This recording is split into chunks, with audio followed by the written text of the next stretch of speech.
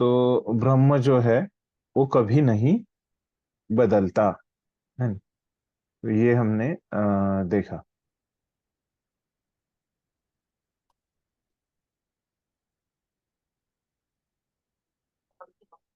हम्म, एक मिनट, एक अब और प्रभु जी को होस्ट बना था।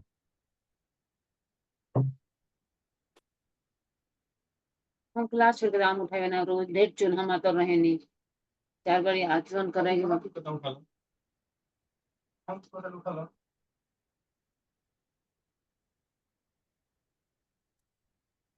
उठा लो।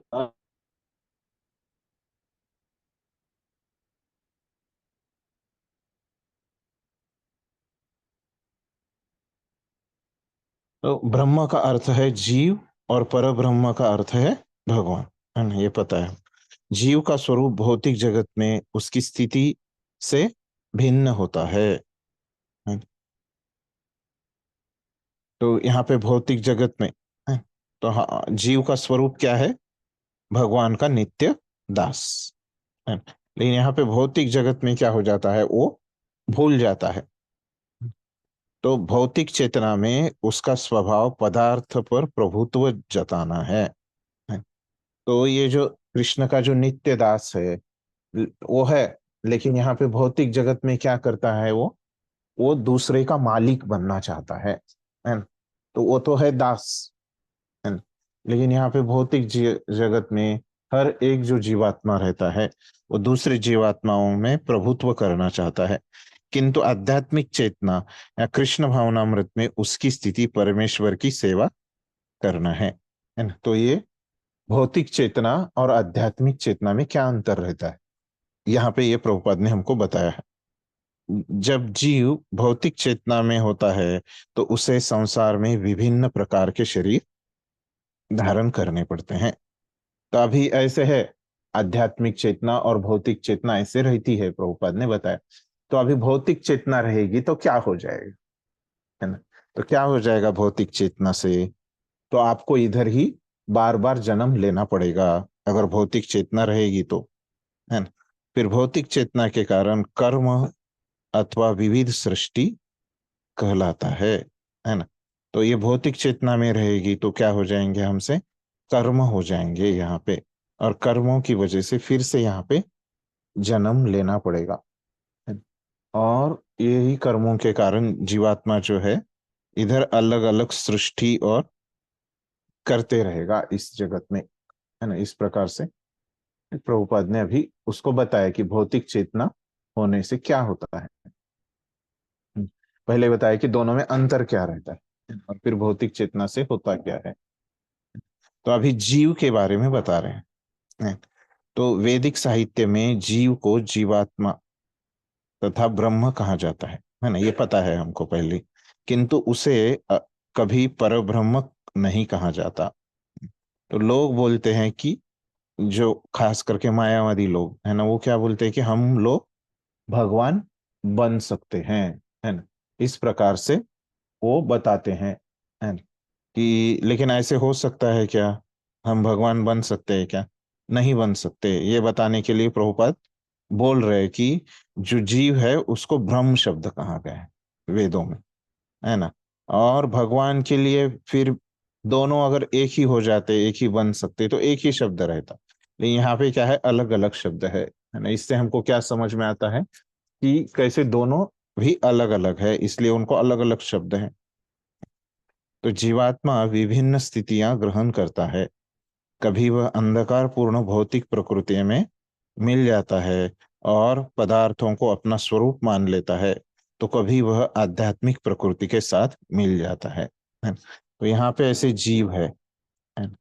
तो कभी क्या हो जाता है, वो कभी वो भौतिक में मिल जाता है और कभी वो आध्यात्मिक में मिल जाता है ना? इधर आध्यात्मिक है और इधर भौतिक है। ये दोनों के बीच में है जीवात्मा। तो कभी इधर जाता है, कभी उधर जाता है, इस प्रकार से बोल रहे प्रभुपाद है। इसलिए वह परमेश्वर की तटस्थ शक्ति है। तो इसलिए क्या होता है उसको, ये दोनों के बीच में है, तटस्थ है।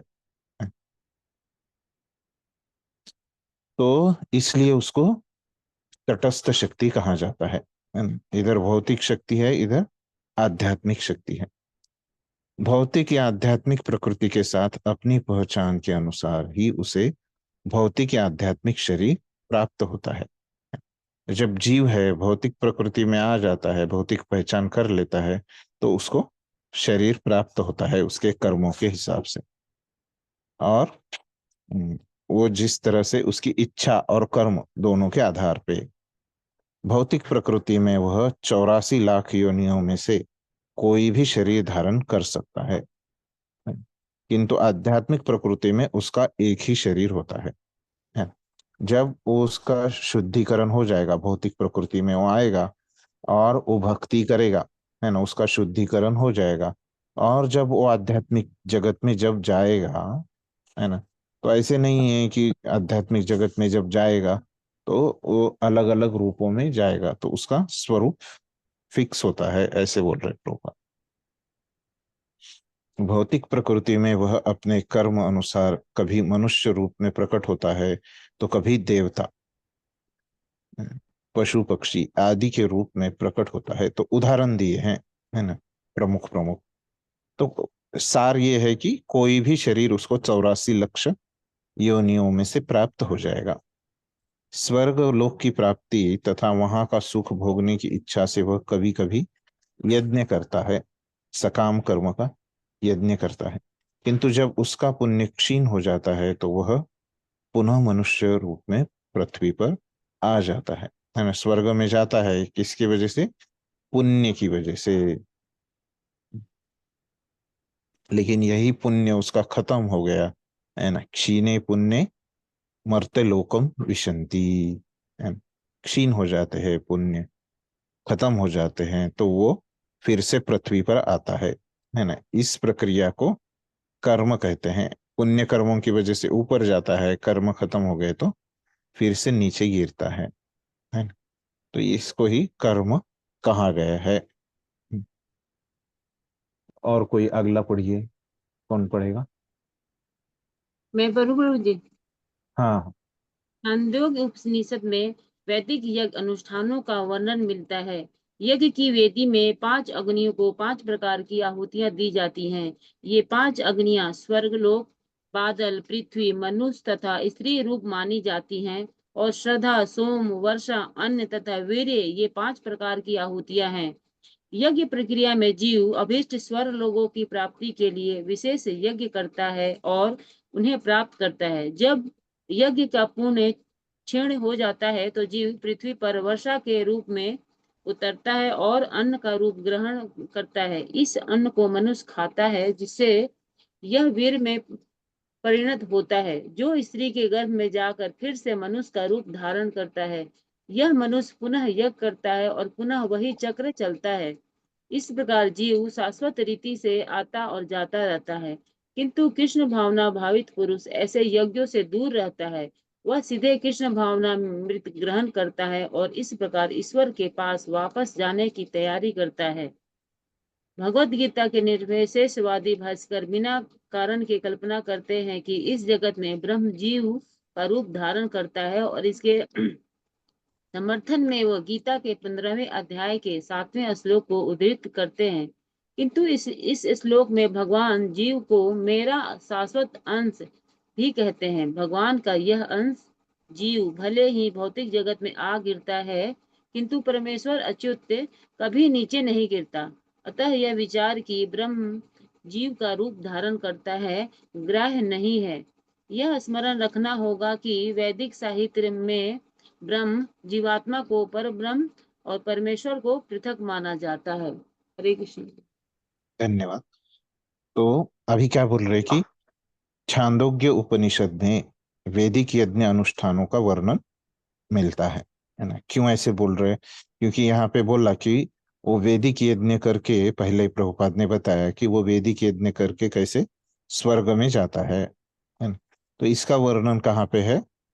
छांदोग्य उपनिषद में है ना? तो वो बोल रहे प्रभुपाद, तो यज्ञ की वेदी में 5 अग्नियों को अ, 5 प्रकार की आहुतियां दी जाती है ना।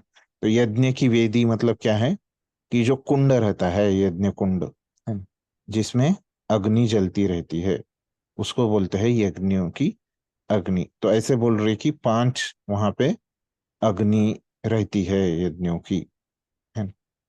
तो ऐसे 5 यज्ञ के कुंड रहते हैं। तो उसमें 5 कुंड में कैसे अलग अलग, है ना, वो लकड़ी के चम्मच से जो आहुतियां देते हैं, है ना, तो उसके बारे में ऐसे बता रहे। ऐसे पांचों इसमें आहुतियां डालते हैं, है ना। तो 5 इसमें आहुतियां डालते हैं, तो वो भी 5 प्रकार की होती है ना। तो वो अग्नियां कौन सी है? स्वर्ग, बादल, पृथ्वी, मनुष्य तथा स्त्री रूप मानी जाती है। और जो आहुतियां दे रहे हैं वो श्रद्धा, सोम, वर्षा, अन्न तथा वीर्य, ये 5 प्रकार की आहुतियां हैं, है ना? तो क्या होता है कि अभी देखिए, तो 5 प्रकार की आहुतियां हैं और 5 प्रकार के क्या बोले हैं कि अग्नियां हैं, है ना। तो पहले क्या होता है कि जब वो स्वर्ग में जाते हैं और फिर वहां से वो गिरते हैं, है ना? तो ऐसे दो है ना। तो पहले समझिए कि वो स्वर्ग में जाते हैं, तो कैसे वो स्वर्ग में जाते हैं, है ना। तो पहले इसको थोड़ा सा बड़ा करता हूं कि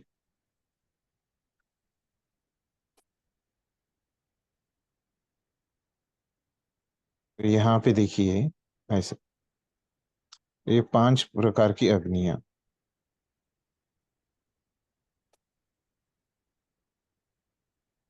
3, 4 और ये 5, है। तो ये है अग्नि।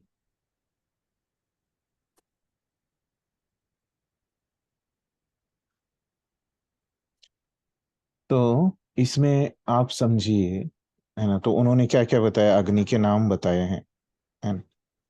तो क्या क्या है अग्नि के नाम?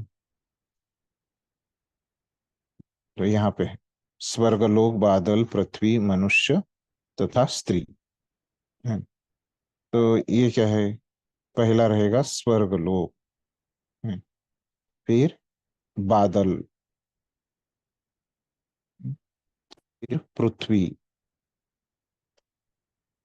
फिर मनुष्य, और क्या रहेगा? स्त्री। फिर अभी इसमें जो डालने वाले हैं वो क्या है? आहुतियां। तो ये भी है, 5 है, ऐसे बोल रहे हैं। तो वो क्या है? श्रद्धा, सोम, है, वर्षा, अन्न तथा वीर्य। तो श्रद्धा, है ना, तो पहली है श्रद्धा। फिर क्या लिखा है? सोम।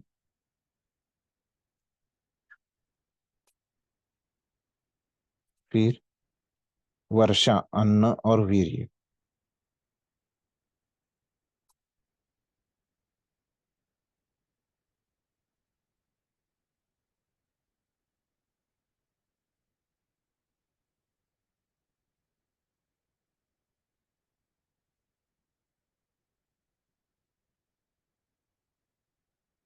वीर्य, है ना?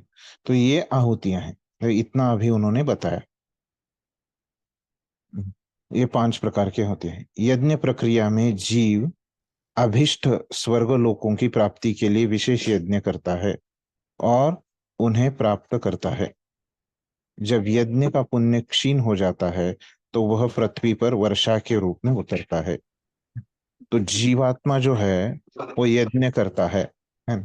तो वो यज्ञ करता है तो उसको क्या रहती है? श्रद्धा रहती है। तो वो श्रद्धा के माध्यम से वो श्रद्धा की अग्नि कहाँ डालता है? यज्ञ में डालता है ना? और फिर ऐसे ये फिर वो स्वर्ग में, है ना, इसमें ये स्वर्ग की अग्नि में ऐसे श्रद्धा की आहुति, उसको विश्वास रहता है कि ये मैं करके मैं कहाँ जाऊंगा? तो ऐसे यहाँ से स्वर्ग में चला जाता है ना। यहाँ पे ऐसे स्वर्ग है मानिए,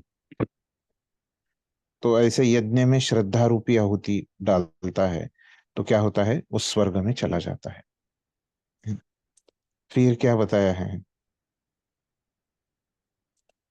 जब यज्ञ का पुण्य, हाँ अभी उसका पुण्य खत्म हो गया, यहाँ पे स्वर्ग में गया तो पुण्य खत्म होता है, स्वर्ग में गया, फिर स्वर्ग में से वो कहाँ पे आ रहा है, बारिश के रूप में, बादलों के रूप में, है ना। यहाँ पे ये अग्नि में आ रहा है, बादल की अग्नि में। फिर बादलों से वो क्या हो जाता है, पृथ्वी पर गिरता है। बादलों के रूप में वो पृथ्वी पर गिर रहा है। ऐसा जीवात्मा इस प्रकार, है ना, पृथ्वी में अगर वो गिरेगा, है ना, ये बादलों से कहाँ आ रहा है, तो ये स्वर्ग में क्या रहता है, चंद्र वगैरह, है ना। तो ये स्वर्ग मतलब चंद्र के पास आता है ना। फिर चंद्र से ये बादलों के माध्यम में, है ना, फिर कहाँ आता है, वर्षा मतलब क्या रहती है, बारिश जो बादलों से बनती है उसमें आ जाता है वो, है ना। फिर वर्षा से कहाँ पे आ जाता है, पृथ्वी पे आ जाता है। समझ गया, यहाँ तक हमने पढ़ लिया है ना? पृथ्वी पर वर्षा के रूप में उतरता है। फिर पृथ्वी में आ गया तो पृथ्वी में क्या रहता है, झाड़, हम जो अन्न खाते हैं, है ना, तो वो कहाँ से आते हैं, वो झाड़ से आते हैं, हम खेतों में लगाते हैं वो अन्न, है ना। तो ये पृथ्वी से वो कहाँ पे आएगा, ये अन्न के रूप में वो आएगा। ठीक है ऐसे, तो ये अन्न पृथ्वी पर ही है ना? तो अन्न के रूप में वो आएगा। फिर यह जो अन्न है वो क्या करेगा, मनुष्य खाएगा, है ना। फिर ये आगे बताएंगे, है ना? तो हाँ देखिए, इस प्रकार अन्न को मनुष्य खाता है जिससे यह वीर्य परिणित होता है ना? जो स्त्री के गर्भ में जाकर फिर से मनुष्य का रूप धारण करता है।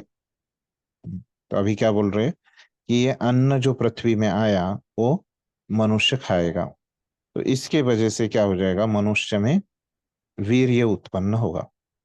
फिर वही वीर्य मनुष्य क्या करेगा, स्त्री को देगा, और स्त्री में क्या हो जाएगा, एक फिर से एक बच्चे का जन्म हो जाएगा, है ना। तो मतलब क्या हो जाएगा, फिर से, है ना, एक व्यक्ति को जन्म मिल गया। यहाँ पे से एक बच्चा हो जाएगा।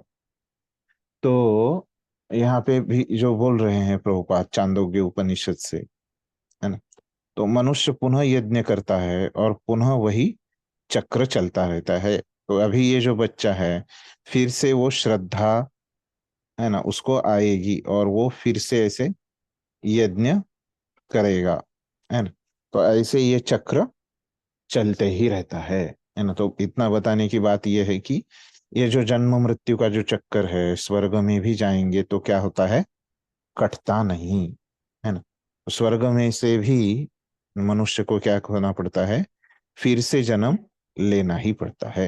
तो ये यहाँ पे मुद्दा है कि मुक्ति नहीं मिलती स्वर्ग में जाके भी, है ना? किंतु कृष्ण भावना भावित पुरुष ऐसे यज्ञों से दूर रहता है।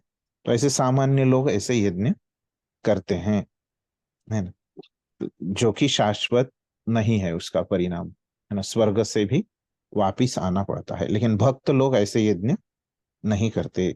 वो क्या करते हैं फिर, वो सीधे क्या करते हैं, कृष्ण भावनामृत, मतलब क्या है, भक्ति, है ना, ये वो करते हैं। इस प्रकार ईश्वर के पास वापस जाने की तैयारी करता है। तो भक्त क्या करता है, ऐसे यज्ञों में नहीं गिरता, तो वो तो भगवान के पास वापिस जाना चाहता है। ठीक है, इतना स्पष्ट है सभी को अभी,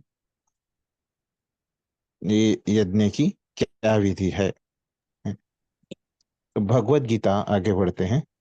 तो भगवत गीता के निर्विशेषवादी भाष्यकार बिना कारण के कल्पना करते हैं कि इस जगत में ब्रह्म जीव का रूप धारण करता है, और इसके समर्थन में वे गीता के 15वें अध्याय के 7वें श्लोक में उद्धृत करते हैं।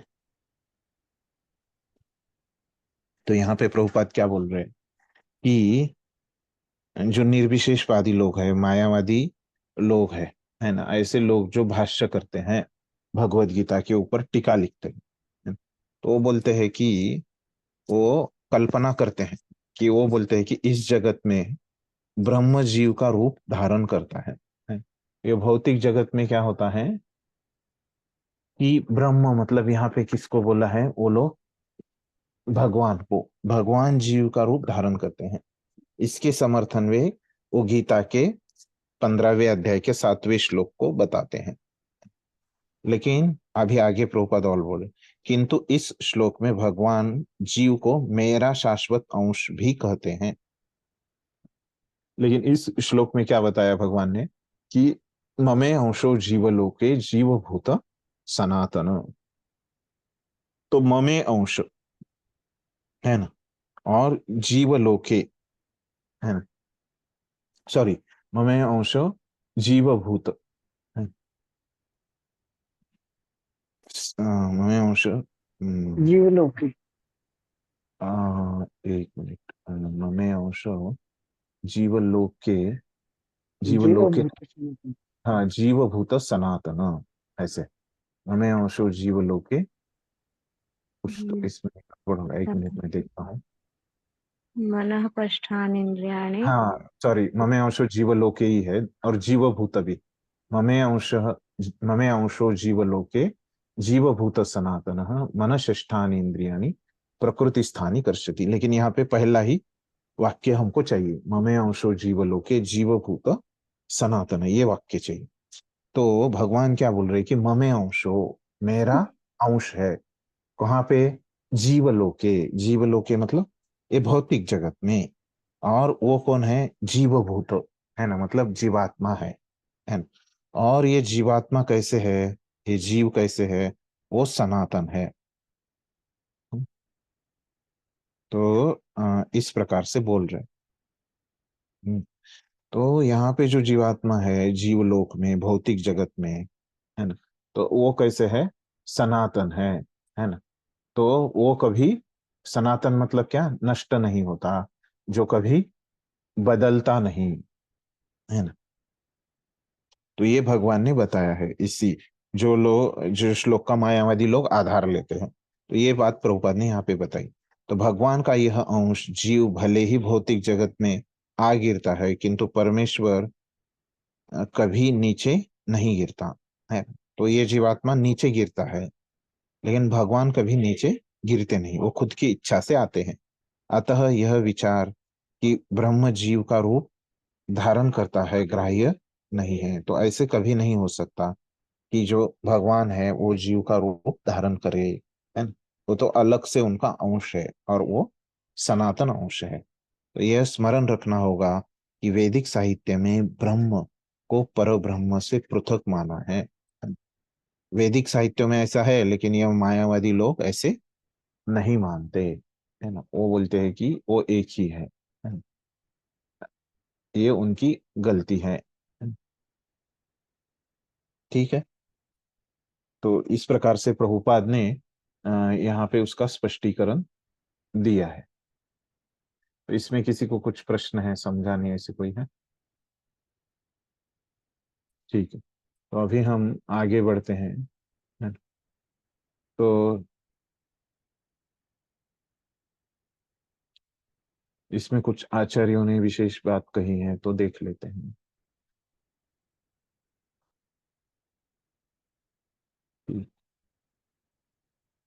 तो कर्म की वजह से क्या हो जाता है, यहाँ पे स्वर्ग से, स्वर्ग में जाता है जीवात्मा, और वहां से वो गिरता है, फिर से स्वर्ग जाते रहता है। तो कर्म की वजह से ऐसे वो शरीर बदलते रहता है ना? तो ये हमने देखा। तो अभी तक हमको 3 प्रश्नों के उत्तर मिल गए हैं, है ना? तो अभी अगले प्रश्नों का देखते हैं। अगले प्रश्नों के उत्तर भगवान अभी दे रहे हैं।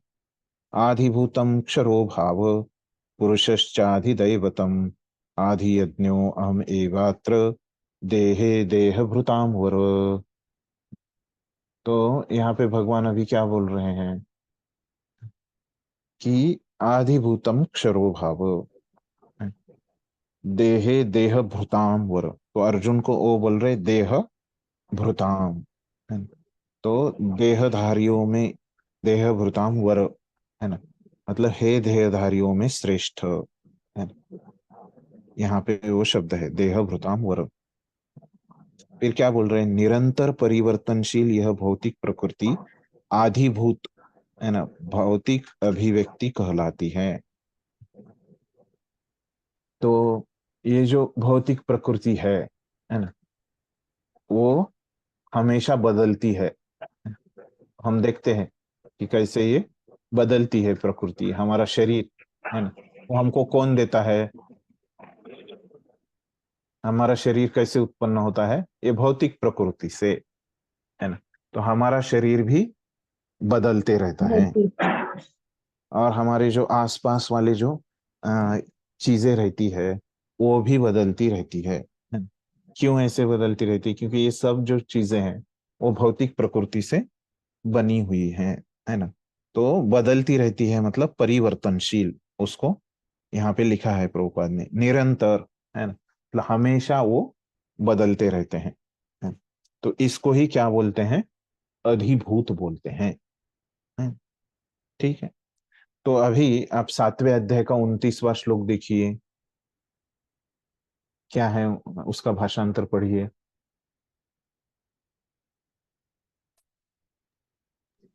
जो मुझे परमेश्वर को मेरी पूर्ण चेतना में रहकर मुझे जगत का, देवताओं का तथा समस्त गतिविधि, सॉरी प्रभु जी 29 बोले ना, ये 30 का है माता जी, 29 का हाँ पढ़िए। सॉरी सॉरी, ये जिन गलत है। मनुष्य ने पूर्व नहीं नहीं, जो जरा 20 तथा मृत्यु से मुक्त पाने के लिए प्रयत्नशील हाँ रहते यस हैं, सॉरी, वे बुद्धिमान व्यक्ति मेरी भक्ति की शरण ग्रहण करते हैं।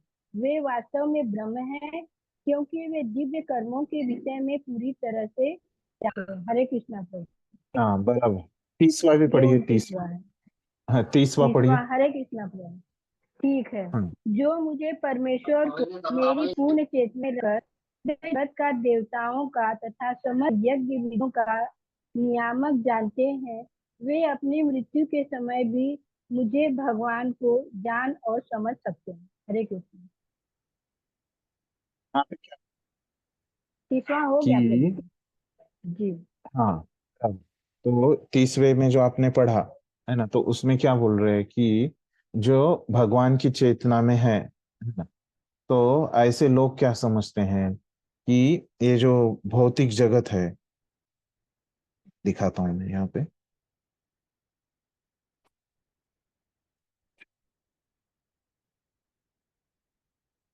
30वें में बोल रहे हैं कि जो मुझ परमेश्वर को मेरी पूर्ण चेतना में रहकर, है ना, मुझे जगत का, है ना, तो क्या बोल रहे हैं कि भगवान क्या है, इस जगत के नियामक है ना। तो ऐसे उन्होंने 30वें श्लोक में बोला है ना। तो इसीलिए भगवान को आधिभूत कहा जाता है। और अभी यहाँ पे भगवान ने बताया कि वो जो जगत तो आधिभूत जो शब्द है ना, 30वें श्लोक में किसके लिए कहा गया है, भगवान के लिए कहा गया है ना। लेकिन अभी क्या बोल रहे हैं कि ये आधिभूत क्या है, इस श्लोक में क्या बोल रहे हैं, आधिभूत किसको बोल रहे हैं, एक भौतिक प्रकृति को बोल रहे हैं। बराबर है। तो कैसे ही समझे इसको, क्योंकि 30वें श्लोक में आधिभूत शब्द का अर्थ क्या लिया है, भगवान का है, भगवान। भगवान, है ना। आधिभूत मतलब भगवान है। और इस श्लोक में आधिभूत मतलब क्या बोल रहे हैं, ये प्रकृति को, प्रकृति बोल रहे हैं। भौतिक जगत। तो ये यहाँ पे एक ही है क्या, दोनों का अर्थ या अलग अलग है, अलग अलग है गुरु जी। हाँ अलग अलग है ना। तो ये समझ में आ गया सबको, है ना, कि अलग अलग बोल रहे। तो कैसे समझे फिर ये अलग अलग जो चीज बोल रहे भगवान यहाँ पे, है ना, तो इसको कैसे समझे, है ना। तो इसको समझने के लिए हमको चैतन्य महाप्रभु ने क्या दिया है, अचिंत्य भेदाभेद तत्व, है ना। तो ये जो आधिभूत है ना, ये शब्द जो भगवान को बोला है ना, तो इसका अर्थ क्या है कि भगवान तो अपने धाम में है ना। तो भगवान जब अपने धाम में है तब क्या होता है, इसका अर्थ कि भगवान क्या है उस समय, ये भौतिक जगत के नियामक है। बराबर है, ये भौतिक जगत यहाँ पे है। नियामक मतलब मैंने बताया था कल, क्या रहता है नियामक मतलब? मालिक, हाँ कंट्रोलर, मालिक, नियंत्रक। हाँ नियंत्रण करते हैं, है ना। तो ये भौतिक जगत का नियंत्रण भगवान करते हैं, कहाँ से? अपने आध्यात्मिक जगत से, है ना। तब क्या है उस समय, भगवान यहाँ पे आधिभूत है ना। और ये भौतिक जगत कहाँ से उत्पन्न होता है? कौन उत्पन्न करता है ये भौतिक जगत? भगवान भगवान वहीं से करते हैं, जो हाँ, चांद से भगवान होता ही है उत्पन्न करते हैं इसको, है ना। तो इसलिए क्या समझा जाता है, ये आधिभूत इस भौतिक जगत, है ना, ये भगवान से ही उत्पन्न होता है। इसलिए वो क्या है कि कभी कभी इसको भगवान भी कहा जाता है। तो भगवान से वो एक भी है ना भौतिक जगत, और अलग भी है ना। तो ये क्या है, दोनों में जो संबंध है वो अचिंत्य भेदाभेद तत्व का है ना। तो जैसे हम जीवात्मा, है ना, ये भी भगवान की शक्तियां हैं, है ना। और ये भौतिक जगत भी भगवान की शक्ति है। तो जीवात्मा और भगवान ये दोनों क्या है, एक है भी और नहीं भी। ये हमको कौन बताता है? अचिंत्य भेदाभेद तत्व, है ना। तो वैसे ही भौतिक जगत एक भगवान की शक्ति है ना। भले ही भौतिक जगत कैसी शक्ति है? अपराशक्ति है ना। वो 7वें अध्याय के 4थे श्लोक में दिया है। और जीव कैसे है? पराशक्ति है ना। लेकिन भौतिक जगत भी भगवान की शक्ति होने के कारण वो क्या है, भगवान के समान एक भी है और अलग भी है ना। तो ये हमको अचिंत्य भेदाभेद तत्व से समझना पड़ेगा, है ना। तो ये स्पष्ट हो गया सबको। तो इसलिए वहां पे भी भौतिक, यहाँ पे क्या कहा है इस श्लोक में, 4थे श्लोक में भौतिक जगत को आधिभूत कहा है, और 30वें श्लोक में भगवान को आधिभूत कहा है 7वें अध्याय के। ठीक है, तो ये दोनों बराबर है, क्योंकि अचिंत्य भेदाभेद से ये हो जाता है, ये एक है भी और नहीं भी। ठीक है, ये स्पष्ट हो गया कैसे ये भगवान की शक्ति होने के कारण एक है और भगवान से अलग ही है ना? तो आगे, तो ये हो गया आधिभूत के बारे में, है ना। तो अभी आगे बढ़ते हैं, वो किसके बारे में? आधिदैव के बारे में। तो भगवान का विराट रूप, जिसमें सूर्य तथा चंद्र जैसे समस्त देवता सम्मिलित है। तो ये भगवान का जो विराट रूप रहता है। तो आगे हमको दिखेगा। तो उसमें सब रहता है ना। सूर्य रहते हैं, चंद्र रहते हैं, सूर्य चंद्र भगवान की आंखें रहती है वो विराट रूप की, है ना। तो ऐसे समस्त देवता उसमें रहते हैं। तो इसको क्या बोला है? आधि दैव बोला है। ठीक है, तो यहाँ पे हमको दूसरे और पहला इधर एक प्रश्न का उत्तर मिला, आधि दैव कौन है, ये भी एक अर्जुन का प्रश्न था, वो भी पता चला। फिर अभी आधि यज्ञ, आधि यज्ञ कौन रहता है? हृदय में स्थित परमात्मा स्वरूप स्थित में परमेश्वर यज्ञ का स्वामी कहलाता है। तो हमारे सबके हृदय में जो परमात्मा है वो क्या है? यज्ञ के स्वामी है, यज्ञ के मालिक है। उनको क्या कहा गया है? आधि यज्ञ, है ना। आधि यज्ञ शब्द यहाँ पे नहीं है लिखा, इन हमको समझ सकते हैं कि इसको आधि यज्ञ कहा गया है ना? तो हमको कितने प्रश्नों के उत्तर मिल गए? 3 प्रश्नों के उत्तर यहाँ पे हमको प्राप्त हो गए हैं। ठीक है, तो तीसरे श्लोक में कितने प्रश्नों के उत्तर मिल गए थे? का 3 मिला। 3 प्रश्नों के मिले थे, हाँ। बराबर। तो कुल मिला के 6 प्रश्नों के उत्तर अभी हमको मिल गए। तो सब मिला के कितने प्रश्न अर्जुन ने पूछे थे? 8। 8 पूछे थे। 8 तो पूछे कौन थे। से 2 अभी बचे? 2 प्रश्न कौन से बचे? एक कर्म ब्रह्म अध्यात्म आत्मा।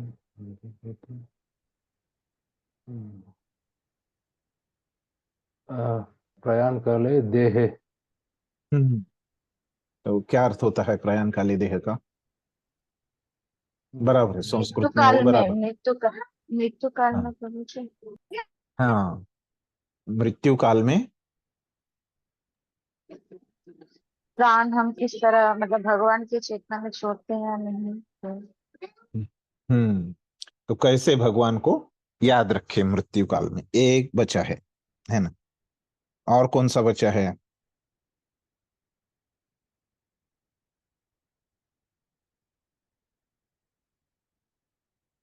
बराबर है, एक प्रश्न आपने उन्हें बताया। दूसरा कौन सा बचा है? तो कोई बचा नहीं है ना? क्योंकि यहाँ पे इस श्लोक में, ये चौथे श्लोक में 4 प्रश्नों के उत्तर दिए हैं, है ना? मैंने जल्दी में 3 ही बताया, तो चौथा प्रश्न का यहाँ पे उत्तर क्या दिया है? तो एक देह प्रश्न था, देह आदि यज्ञ कौन है ना? आदि और यज्ञ आदि और यज्ञ कहाँ पे रहता है ना? तो ये कहाँ हाँ, पे रहता है, इसका भी उत्तर यहाँ पे मिल गया है। तो कहाँ पे रहता है आदि यज्ञ? हमारे हृदय में। हाँ, हृदय में रहता है, हृदय बराबर। हृदय हृदय हाँ, अहम देह। तो परमात्मा के रूप में हृदय में रहता है ना?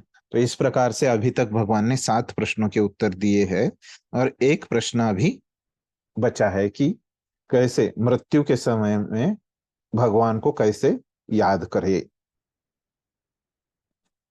ठीक है, तो ये प्रश्न अभी बचा है ना? तो अर्जुन के 7 प्रश्नों के उत्तर यहाँ पे अभी मिल गए, है ना? तो प्रभुपाद अभी कैसे समझाते हैं वो देखेंगे हम तात्पर्य से। ये स्पष्ट हो गया अभी तक कि कैसे अर्जुन के 7 प्रश्नों के उत्तर मिले? किसी को कुछ समझा नहीं इसमें? प्रभु जी ये थोड़ा फिर से बताएंगे क्या, मुझे थोड़ा कंफ्यूजन है इसमें। तो टोटल 4 मिले ना प्रभु जी? एक अधिभूत, हम्म और एक हुआ अधिदेव, और हम्म, अधियज्ञ, 3 हुआ इसमें से। हाँ, 3 हो गए। फिर यहाँ पे जो एक प्रश्न, 8 प्रश्न कौन से थे अर्जुन के? अम, कर्म, ब्रह्म, ब्रह्म ब्रह्म ब्रह्म, अत्यात्मा, आत्मा, आत्मा, सत्य, आदिभूतम, आदिदैवम और देवता, अ, देवता। यज्ञ, आदि यज्ञ और देहे प्रयाण काले। हाँ, समझ गया क्या माता जी आपको? कि हाँ अब समझ गए कुछ। अभी आप बताइए, 8 प्रश्न कौन से थे? आपको समझा नहीं ना?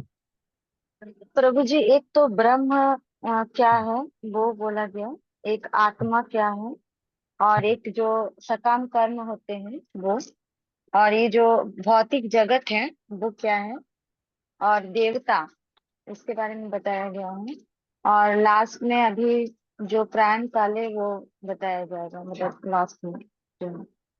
हो गए 6। आप गिन के बताइए, एक नंबर ऐसे बताइए। हाँ प्रभु जी ब्रह्म क्या है एक, हाँ आत्मा क्या है 2, हाँ।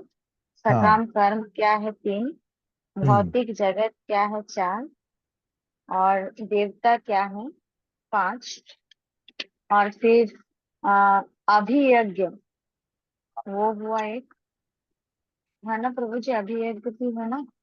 अभी और 2 बताइए अर्जुन के प्रश्न। और एक है अभियज्ञ हुआ, अधिदेव क्या है वो हुआ, और अभी वो प्राण काले जो लास्ट में मृत्यु के समय कैसे पता चलेगा वो। तो हो गया ना 6 में? 6 में हो गया, मैं बताई क्या 6 में हुआ? चौथा वाला वही था, नहीं सॉरी, अच्छा 5वां वाला वही था, आदिदेव। अच्छा, अधिदेव, अच्छा अधिदेव था, और तो एक तो मुझे 7वां प्रश्न अभिभूत। कौन सा है आपका? वो प्रश्न में ही ये है, तो ये 6 प्रश्न हो गए। 6 प्रश्न कौन से? पहला हो आदि गया कि आदि ब्राह्मण क्या आदि है भौतिक। है ना? हम्म पहला है, हम्म मैं बताता हूँ 8 प्रश्न। पहला है ब्राह्मण क्या है ना? दूसरा क्या है? आध्यात्म क्या है? तीसरा क्या है? कर्म क्या है ना? चौथा क्या है? आधिभूत क्या है ना? 5वां है आधिदैव क्या है ना? छठा क्या है? आधि यज्ञ क्या है? तो ये 6 हो गए, है ना? फिर 7वां प्रश्न आता है कि आधि यज्ञ कहाँ पे रहता है ना? तो यहाँ पे देखिए आप, यहाँ पे मैं दिखाता हूँ कि कैसे 8 हाँ प्रश्न। वो आदि यज्ञ वो हृदय कहाँ पे हृदय में रहता है? रहते, शरीर के हृदय में आदि यज्ञ में हाँ रहते हैं। हाँ, अच्छा, शरीर में कैसे रहता है ना? तो ये एक प्रश्न है ना? ये है 7वां प्रश्न, है ना?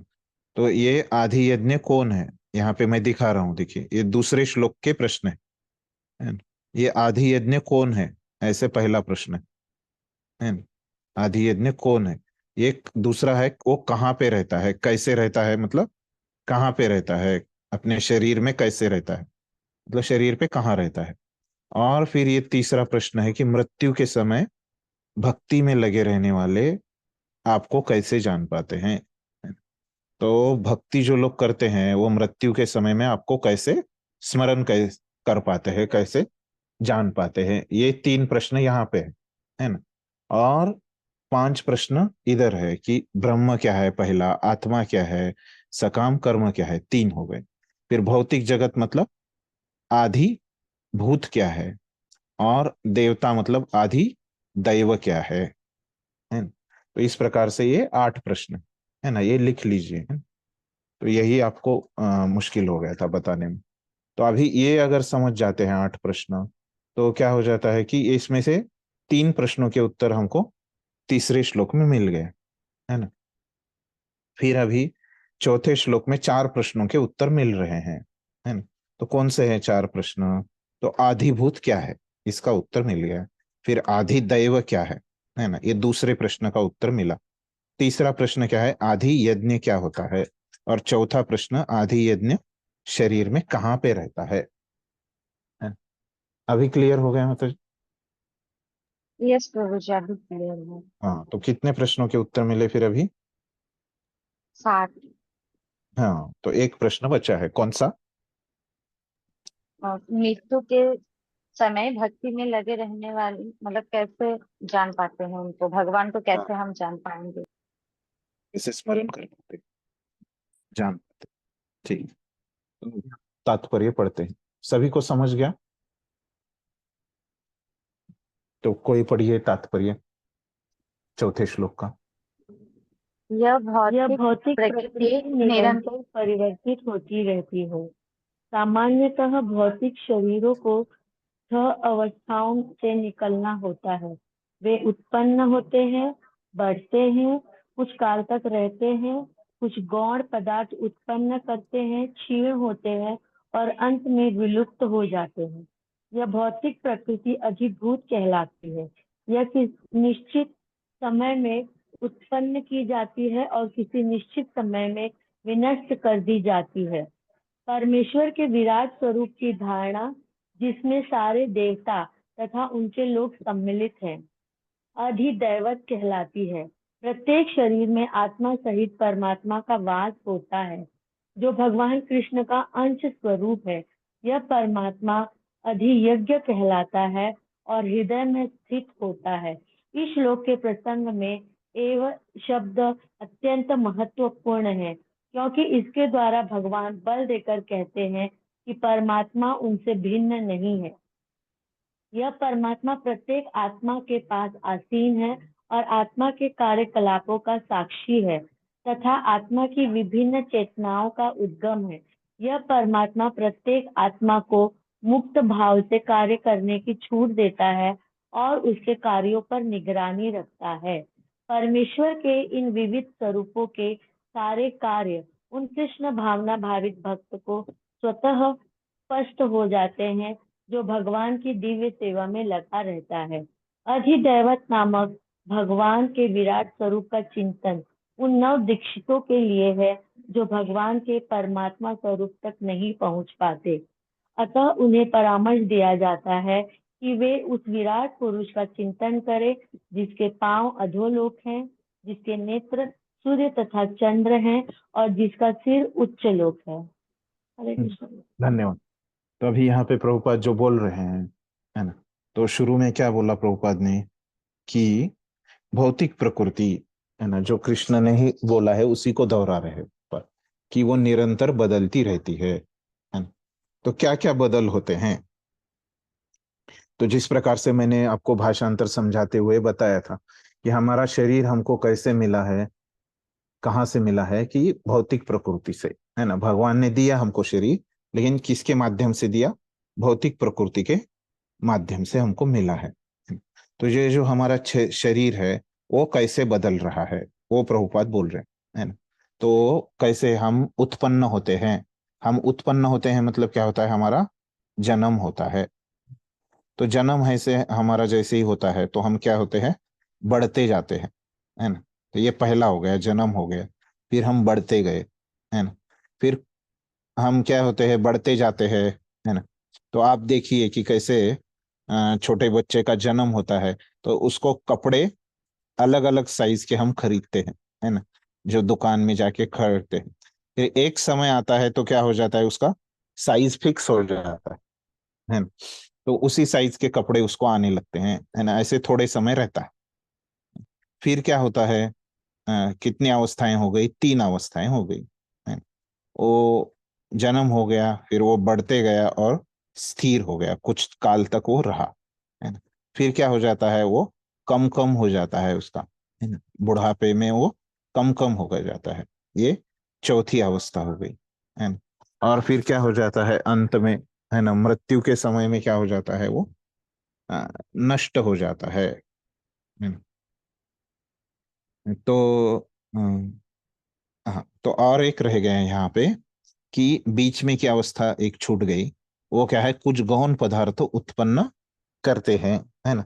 तो ये कुछ काल तक जब है वो स्थिर है ना, तब क्या होता है? उससे और पदार्थ भी उत्पन्न होते हैं, है ना। तो मतलब क्या होता है कि वो भी और उससे भी और लोगों का जन्म होते रहता है ना, उसके द्वारा भी, है ना। तो ऐसे ये पूरे सब मिला के कितनी अवस्थाएं हैं? 6 अवस्थाएं, है ना।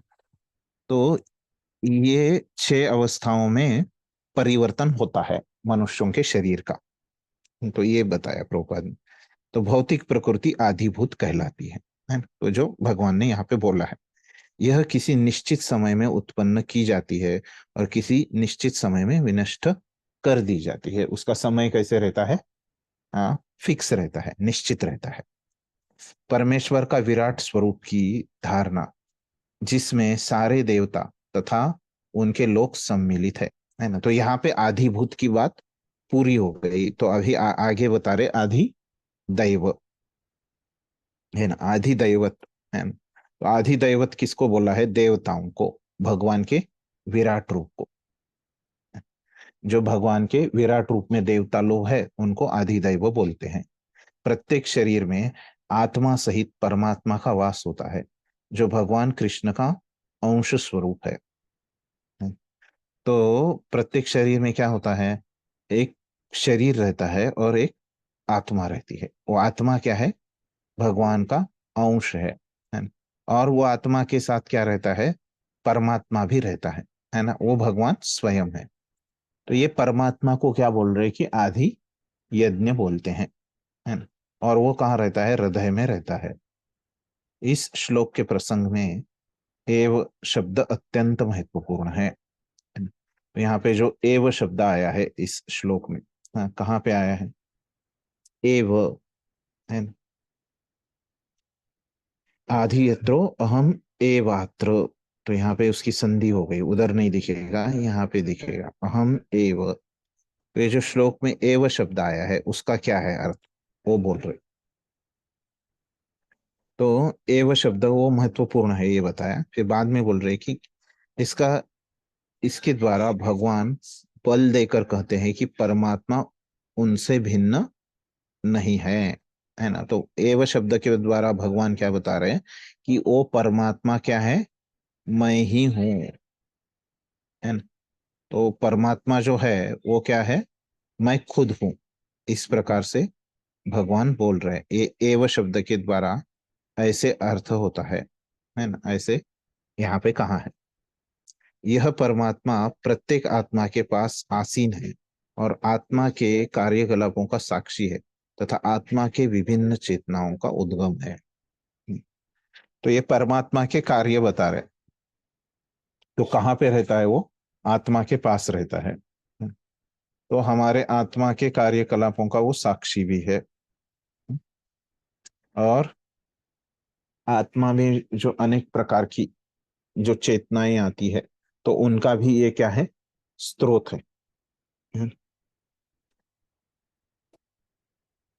यह परमात्मा प्रत्येक आत्मा को मुक्त भाव से कार्य करने की छूट देता है। तो आत्मा पे वो जबरदस्ती कभी नहीं करता। तो आत्मा को वो पूरी स्वतंत्रता देता है कार्य करने की, वो बस देखता रहता है ना?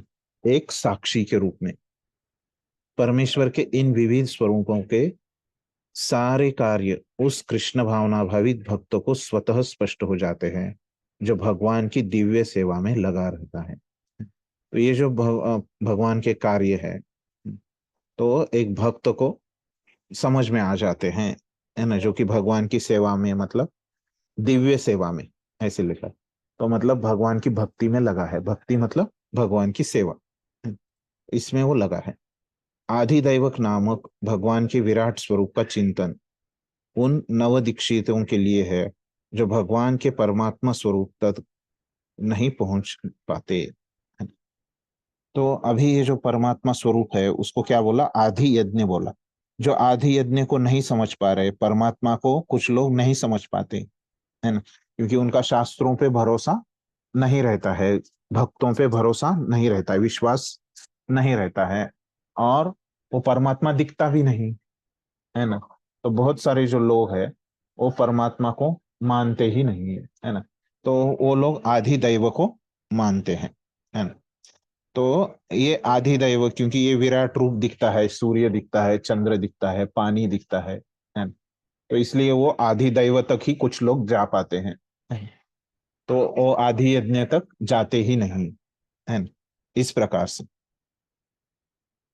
अतः उन्हें परामर्श दिया जाता है कि वे उस विराट पुरुष का चिंतन करें जिसके पांव अधोलोक है ना, जिसके नेत्र सूर्य तथा चंद्र है, जिसका सिर उच्च लोक है। तो अभी ये लोग जो है ना, तो इनमें इतनी अभी श्रद्धा नहीं है ना, जिससे वो आधि यज्ञ को, परमात्मा को समझ सके। तो उनको क्या करना चाहिए फिर? अभी तो उनकी उतनी श्रद्धा नहीं है ना? तो क्या करना चाहिए? आप वो विराट रूप का ही ध्यान करो, है ना। तो एक दिन क्या हो जाएगा, आपका शुद्धिकरण हो जाएगा, क्योंकि वो भी क्या है, भगवान का ही रूप है, विराट रूप। आप उसका ही ध्यान करो, और जैसे आपका शुद्धिकरण हो जाएगा, तो क्या हो जाएगी, शुद्धिकरण होने के बाद क्या होती है, प्रगति हो जाती है आध्यात्म में, उसकी प्रगति हो जाती है।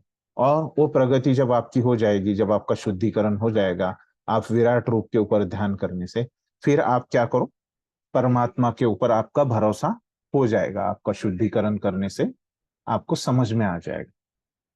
ठीक है, तो इस प्रकार से प्रभुपाद ने लिखा है। तो ये जो आधि दैव, आधि भूत और आधि यज्ञ के बारे में। आपका कुछ प्रश्न है माता जी, पूछिए अभी। सुकुमारी प्रिया माता जी। हाँ प्रभु जी, यहाँ पे बोला है अधिदैवक नामक भगवान के विराट स्वरूप का चिंतन उन नवदीक्षितों के लिए है। तो ये जो है प्रैक्टिकल लाइफ में क्या है, भगवान के विराट स्वरूप का चिंतन करना प्रैक्टिकल लाइफ में हम कैसे देख सकते हैं? आप देखिए कि बहुत सारे जो लोग रहते हैं, है ना, तो एक टीवी पे चैनल है, देखिए, वो उसको बोलते हैं डिस्कवरी चैनल। आपने देखा है, कभी सुना है ये डिस्कवरी चैनल? यस प्रभु जी। हाँ, तो क्या क्या दिखाते हैं ये डिस्कवरी चैनल में? पूरे सृष्टि का अलग अलग। हाँ, तो लोग कितने उनको अच्छा लगता है प्राणियों के बारे में, उसमें अभ्यास करते हैं और बताते हैं कि मैं ऐसे जंगल में गया, है ना, ऐसे ये प्राणी देखा, है ना, मैं इधर गया, ये पर्वत पे मैं गया, है ना, ये मैं खाई में गया, है ना। तो मतलब क्या रहता है, ये चैनल पे क्या दिखाते हैं कि लोग जो है वो निसर्ग के प्रति, है ना, निसर्ग में, है ना, जो भी है उसके प्रति ये लोग आकर्षित हो जाते हैं, है ना। और जैसे अभी निसर्ग में क्या आता है, सूर्य और चंद्र आता है, तो विराट रूप में कहा जाता है कि भगवान के ये नेत्र है, सूर्य और चंद्र, है ना। और भगवान के ये जो कहा जाता, हाँ, पाँव। जो नदियां हैं, है ना, जो ऐसे हमारे शरीर में क्या रहता है कि खून बहता है ना, तो नसें रहती है, नसों के द्वारा खून बहता है। तो ये पृथ्वी पे नदियां हैं, है ना, तो ये भगवान की नसें हैं, है ना। तो ऐसे कहा जाता है कि मतलब ये जो पूरी सृष्टि है ना, जो देवी देवता चलाते हैं, है ना, ये हमको पता है कि हर एक वायु का कैसे देवता रहता है, जल का कैसे देवता रहता है ना, अग्नि का कैसे देवता रहता है। तो सूर्य के भी एक देवता है, सूर्य देवता।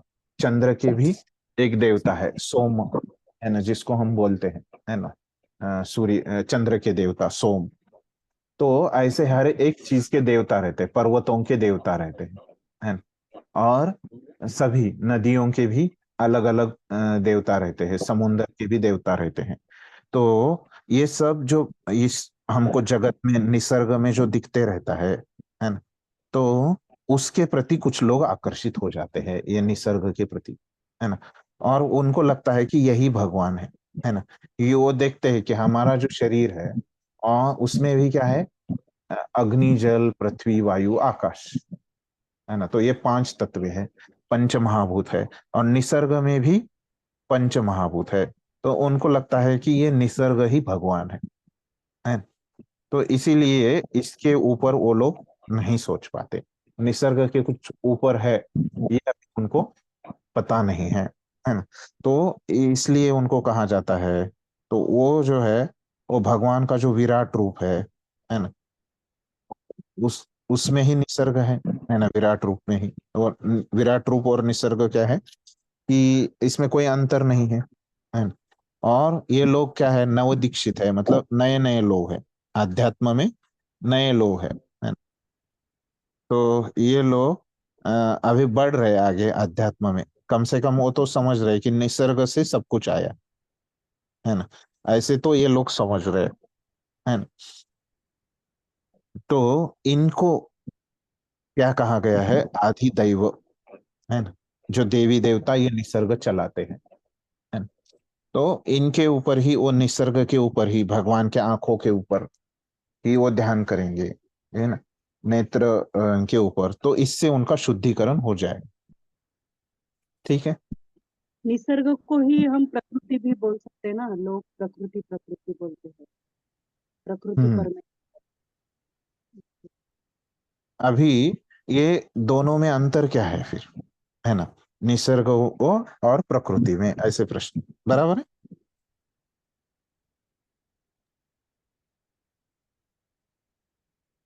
तो प्रकृति क्या रहती है, ये एक रूप रहती है ना। तो प्रकृति को यहाँ पे अलग शब्द से कहा गया है। वो शब्द क्या है कि जैसे अभी हमारा शरीर है ना, तो ये भी हमने क्या कहा, प्रकृति कहा, जो पंच महाभूतों से बनी है ना। तो ऐसे ये निसर्ग के पदार्थों से लेके, पंच महाभूतों को लेके एक अलग ही रूप बन जाता है ना? उसको बोलते हैं प्रकृति, है ना। लेकिन ये जब उसमें से जो घटक है, पंच महाभूत जो है ना, वो क्या है, वो सब ऐसे पंच महाभूत और अन्य चीजें, है ना, सभी देवी देवता, ये सब मिला के तैयार हो जाएगा आदि दैव, है ना। तो ये निसर्ग शब्द तो यहाँ पे बोला नहीं है, वो बस मैंने आपको समझने के लिए, आपके आजू बाजू में कैसे आदि दैव रहता है ना, तो ये समझने के लिए मैंने आपको ये निसर्ग शब्द बताया है। तो प्रकृति क्या है कि ये विराट रूप के कुछ घटक लेके ये बन जाती है, खास करके पंच महाभूतों को लेके जो बनती है, वो भौतिक प्रकृति है ना। जैसे कि हमारा भौतिक शरीर है, तो ये भौतिक प्रकृति है। तो खास करके इसको ही कहा गया है, शरीर को ही भौतिक प्रकृति। और उसके अलावा जो भी हमको इस जगत में दिखता है ना, तो उसको कहा गया है वो विराट रूप के भाग है। स्पष्ट हो गया, अभी भी कंफ्यूजन है क्या? हाँ, निसर्ग भी तो एक पार्टी आएगा ना अधिदैवत का, हम्म। विराट पुरुष के, इसका एक पार्ट आएगा ना निसर्ग, या विराट हाँ, पुरुष। आदि दैव का आएगा, आधिदैव का आएगा हाँ कि हाँ जो, लेकिन जैसे सूर्य चंद्र कहाँ पे रहते हैं, ये निसर्ग में ही रहते हैं, है ना। तो ये विराट पुरुष के ये भाग आएंगे निसर्ग, है ना। लेकिन ये जो भौतिक प्रकृति है वो क्या है कि एक पंच महाभूतों को लेती है और उनका एक अलग ही रूप हमको दिखाती है ना। जैसे हमारा शरीर है ना, ये भौतिक प्रकृति है। उसका अलग ही रूप वो बना देती है ना। उसको बोलते हैं भौतिक प्रकृति। हम्म, तो ये अलग है। हाँ, भौतिक जगत यानी आकार, और आकार कुछ, क्या बोले। प्रकृति मीन्स कुछ आकार लेती है, उसको बोल सकते हैं। हाँ, ये पंच महाभूतों को लेके अलग ही इनको रूप देती है। ठीक है। तो मुझे वो जो ऊपर सेंटेंस है, प्रत्येक शरीर में आत्मा सहित परमात्मा का वास होता है, हम्म। जो भगवान कृष्ण का अंश स्वरूप है। तो परमात्मा अंश अंश स्वरूप है या आत्मा अंश स्वरूप है? आत्मा तो अंश स्वरूप ही है, लेकिन परमात्मा भी अंश स्वरूप ही बोल सकते हैं क्या?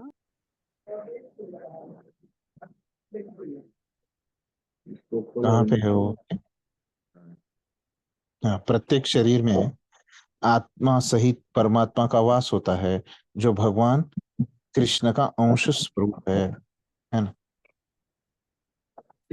यह परमात्मा आदि यज्ञ कहलाता है।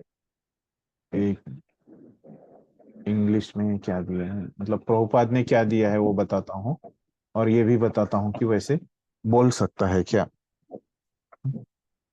एक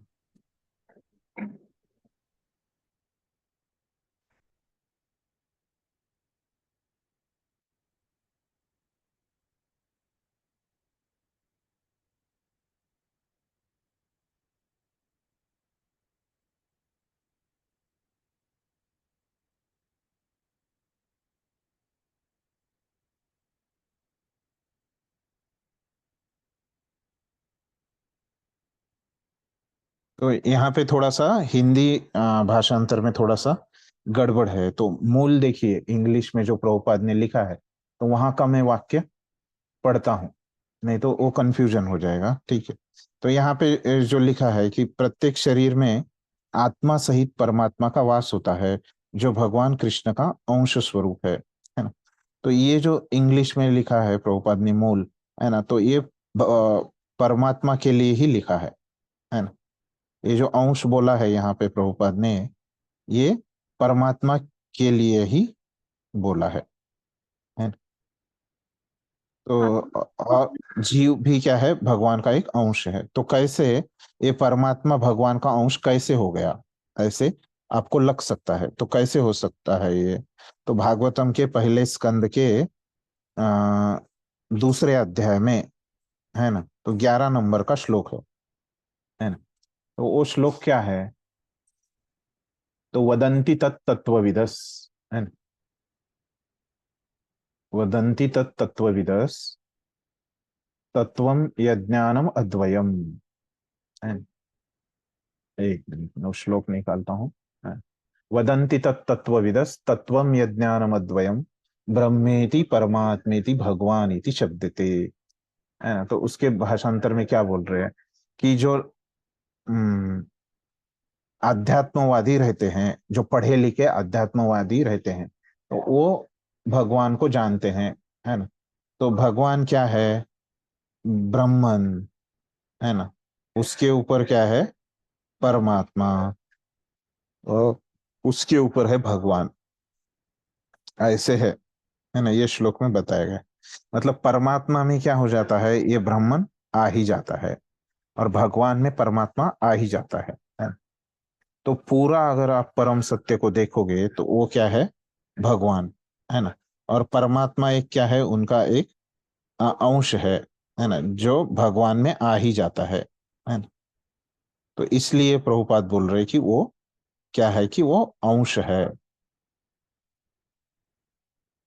स्पष्ट है माता जी। आत्मा भी अंशी है ना? हाँ, दोनों अंश है भगवान के।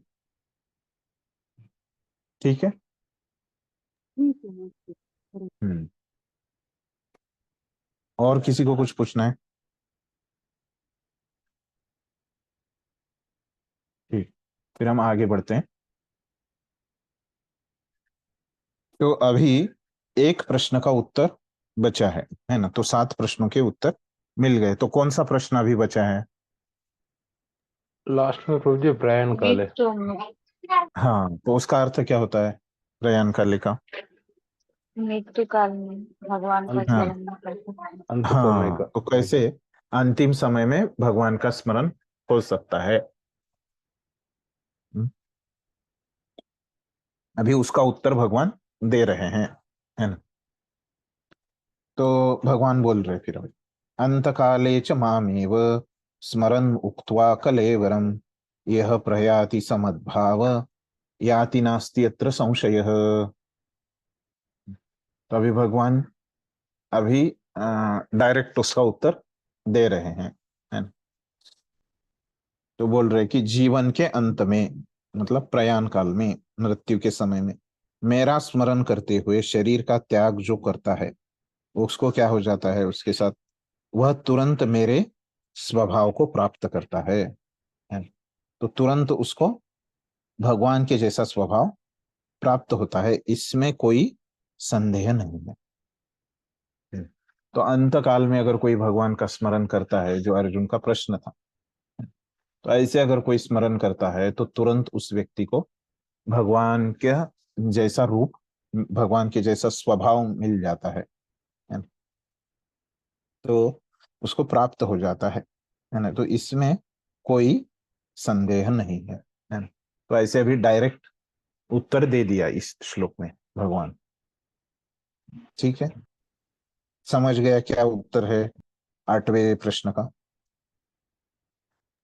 कि उसके साथ क्या होता है जो प्रयाण काल में स्मरण करता है,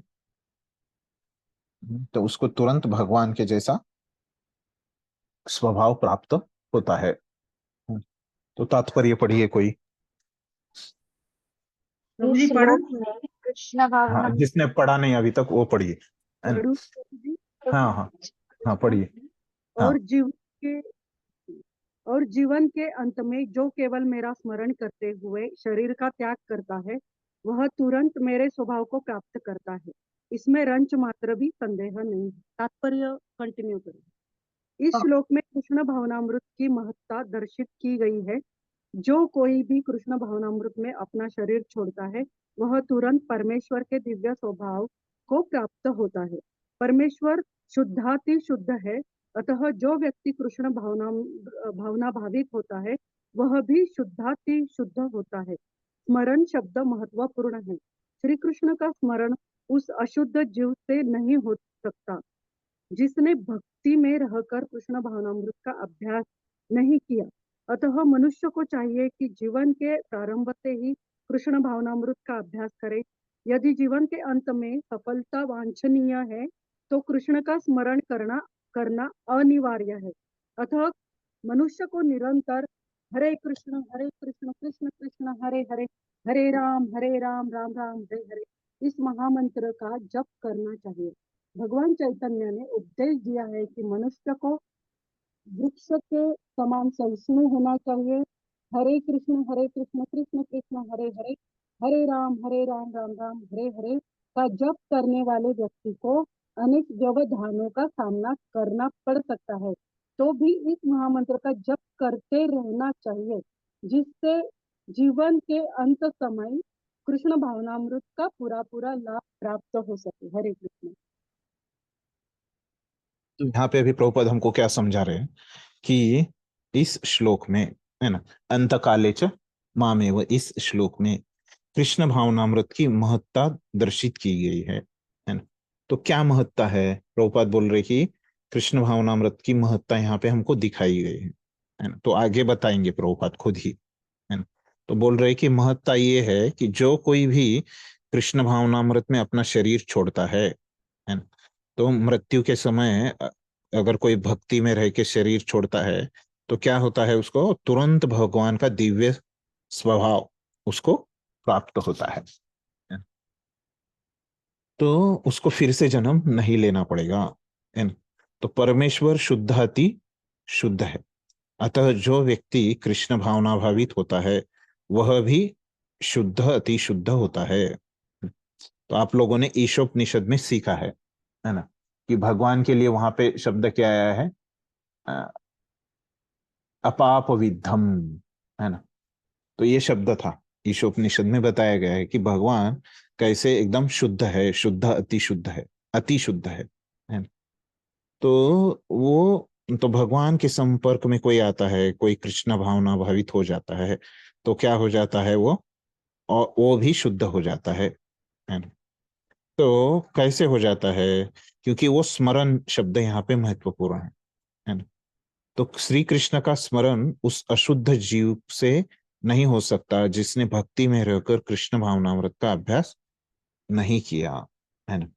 तो वो भक्ति में रह के उसने अभ्यास नहीं किया कृष्ण भावनामृत का, मतलब भगवान को स्मरण करने का, है ना। वो तो जप तो करता है लेकिन उसमें वो भगवान के ऊपर उसका मन नहीं लगता, है ना। तो बस बाहर से वो कृष्ण भावनामृत का अभ्यास करता है लेकिन मन उसका वहां पे नहीं है ना। तो क्या हो जाएगा, उसको स्मरण नहीं होगा, अंत काल में उसको स्मरण नहीं होगा। जो सुनेगा, हरि नाम को सुनेगा, भगवान पे मन लगाएगा, तो उसको जो ऐसे अभ्यास करेगा,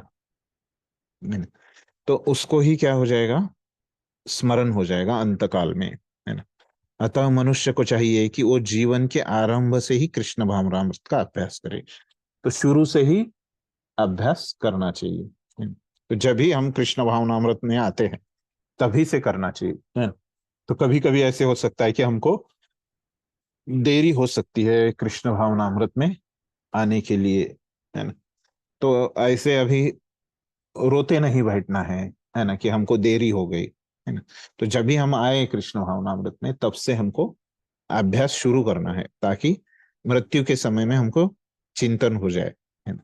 यदि जीवन के अंत में सफलता वांछनीय है तो कृष्ण का स्मरण अनिवार्य है ना। तो अंत में अगर हमको यश चाहिए, सफलता चाहिए, तो कृष्ण का स्मरण हमको अंत में करना पड़ेगा। बिना स्मरण किए आप बोलेंगे कि मुझे भगवान के जैसा रूप दे दो, तो नहीं होगा, है ना। तो ये स्मरण करने के लिए क्या करना पड़ेगा, प्रभुपाद बोल रहे कि हरि नाम लेना पड़ेगा, इस महामंत्र का जप करना पड़ेगा, हरे कृष्ण महामंत्र का जप करना पड़ेगा, है ना।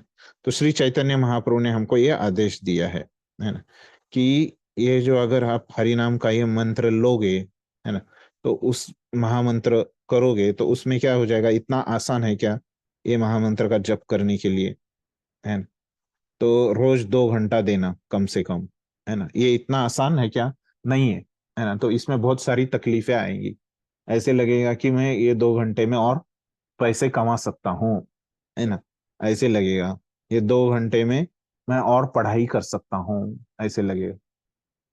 फिर क्या हो जाएगा, ये 2 घंटा क्यों देने का हरि नाम के लिए, ऐसे हमको लग सकता है ना। बाहर से अगर कोई रुकावटें भी नहीं आई तो हमारा खुद का मन भी ऐसे हमको सुझाव देते रहता है, अरे अच्छा है कि मैं और कुछ करूं, है ना, अच्छा है कि मैं घूमने के लिए जाऊं, अच्छा है कि मैं व्यायाम करूं, तो कम से कम मेरा शरीर तो अच्छा रहेगा, है ना। तो ये हरिनाम के लिए 2 घंटे मैं क्यों दूं, है? तो ऐसे हमारा मन भी हमको परेशान करते रहता है ना? लेकिन चैतन्य महाप्रभु ने क्या बोला है कि हमको ये सब कुछ सहन करना है, सहिष्णु बनना है। और जैसे एक झाड़ सहन करता है ठंडी हवा, है ना, गर्मी, है ना, सूरज का किरणें, है ना, तो ये सब वो सहन करके वो वहां पे रहता है, बढ़ते ही रहता है ना, सहन करता है, और फिर भी छोटे से वो बड़ा भी हो जाता है ना। और बड़ा होने के बाद उसको मेंटेन भी वो करता है ना। तो ये सब जो है ऐसे रुकावटें हमारे हरे कृष्ण महामंत्र के जप में आएगी, लेकिन वो हमको सहन करके हमको आगे बढ़ना है ना। तो हमको ऐसे रुकावटें आएगी बीच बीच में, तो हमको वहां पे देखना है कि युद्ध किससे करना है, या रुकावटों से युद्ध करना है, या हमारा हरे कृष्ण महामंत्र करके हमको आगे बढ़ना है, ये युद्ध हमको करना है। तो ये दोनों में से हमको चयन करना पड़ेगा, है ना। और हरे कृष्ण का जप करके हम पूरी तरह से कृष्ण भावना भावी अगर ठीक से हम मन लगा के करेंगे तो इसमें कोई संदेह नहीं है ना। इस प्रकार से भगवान ने खुद बोला है कि ऐसे अगर हम भगवान को स्मरण करेंगे तो ये गारंटीड है ना। ऐसे भगवान खुद बोल रहे हैं, है ना? ठीक है। तो बहुत बार यहाँ पे 2 बार, है ना, प्रभुपाद ने यहाँ पे पूरा हरे कृष्ण महामंत्र लिखा है ना। तो स्मरण करने का आसान मार्ग हमको कलयुग में चैतन्य महाप्रभु ने हरे कृष्ण महामंत्र ये दिया है ना। तो यहाँ पे उसके ऊपर प्रभुपाद ने काफी जोर दिया है। ठीक है? तो यहाँ पे ये 5वें श्लोक में भगवान ने बताया कि किस तरह से अगर उनका कोई स्मरण करता है तो क्या हो जाता है कि तुरंत उनको भगवान के जैसा स्वभाव प्राप्त हो जाएगा मरने के बाद, है। समझो अभी फिर भगवान का स्मरण कोई नहीं कर पाता है ना? तो अन्य चीज का कोई स्मरण करता है मृत्यु के समय, है ना? तो प्रश्न आएगा कि अरे उसके साथ क्या होता है फिर, है ना। तो श्रीमद् भागवतम में ऐसे ही एक कथा आती है ना। तो उसमें वो क्या होता है कि एक व्यक्ति, है ना, किसी और का स्मरण करता है, कृष्ण का स्मरण नहीं कर पाता। पता है कि किसी को कौन है वो व्यक्ति और भरत किसका वो भरत महाराज। जड़ भरत। हाँ जड़ हाँ। भरत। तो एक ही है वो, है ना। अगला जन्म में वो जड़ भरत होते हैं, उसके पहले वाले जन्म में वो भरत महाराज रहते हैं, है ना। अगले से अगले जन्म में वो जड़ भरत होते हैं, है ना। पूर्व जन्म में वो भरत महाराज, तो उनकी ही कथा है ना। तो क्या हो जाता है, तो भरत महाराज जो रहते हैं वो मृत्यु के समय किसको याद करते हैं, हिरण को। हिरण। हिरण को याद करते हैं। हिरण तो के फिर बच्चे। अगला जन्म उनको क्या मिलता है, हिरण का। हिरण का। हिरण का। और हिरण के जन्म में वो किसको याद करते हैं मृत्यु के समय, भगवान। भगवान को। भगवान को। भगवान। हाँ, और फिर अगला जन्म जड़ भरत। जड़ जड़ जड़ भरत भरत। का। भरत का। हाँ, क्यों ऐसे होता है, क्योंकि उनका भक्ति उनकी पूरी नहीं होती और वो इसके लिए और भक्ति करने के लिए उनको सुविधा मिलती है एक मनुष्य के शरीर में, है ना।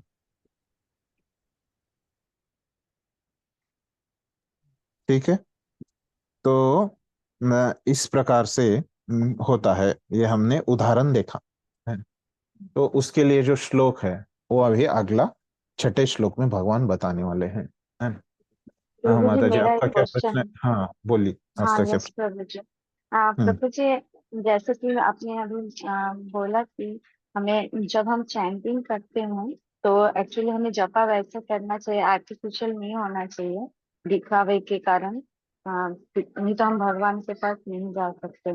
लेकिन प्रभु जी, मेरे बारे में मैं बोल रही हूँ, बाकी सारे डिवोटीज के बारे में नहीं। जब भी चैंटिंग करते हैं ऑब्वियसली वो तो जो करते हैं उसको तो सुनने का, मतलब प्रभुपाद जैसे बोलते हैं चैंट एंड हेयर। तो वो बोलते हैं सुनते हैं, फिर भी प्रभु की माइंड इतना विविल्डर्ड है, वो कहीं भी इधर उधर मतलब करते रहता है। तो ये तो प्रभु जी एक प्रैक्टिस है ना, अभी तो जस्ट इसे हमें करते जाना है करते जाना है। अब हमें पता नहीं है मृत्यु काल में क्या होने वाला है। अभी जैसा चैंटिंग हो रहा है प्रभु जी मेरा, मुझे तो नहीं लगता मैं मृत्यु काल में क्या करूंगी। तो मतलब ऐसे प्रभु जी बहुत सारे प्रॉब्लम और जितने सारे मतलब चिंता हो कुछ भी हो चैंटिंग के टाइम ही आता है प्रभु जी। तो मैं वही पूछ रही हूँ प्रभु जी, मतलब करते तो है, मतलब जैसे सुनना है और करना वैसे करते हैं, लेकिन फिर भी प्रभु जी वो आता रहता है माइंड के ऊपर बहुत सारे बातें ये वो इधर का, लेकिन फिर सोचते हैं नहीं चैंटिंग करना है, फिर आता है फिर जाता है, मतलब ऐसे चलते रहता है। तो जैसे आपने बताया कि वैसे वो होते ही रहता है, फिर भी हमको उस प्रकार से हमको करते ही रहना है। तो हमको ध्यान देना पड़ेगा कि हम अभी भगवान के लिए क्या कर सकते हैं।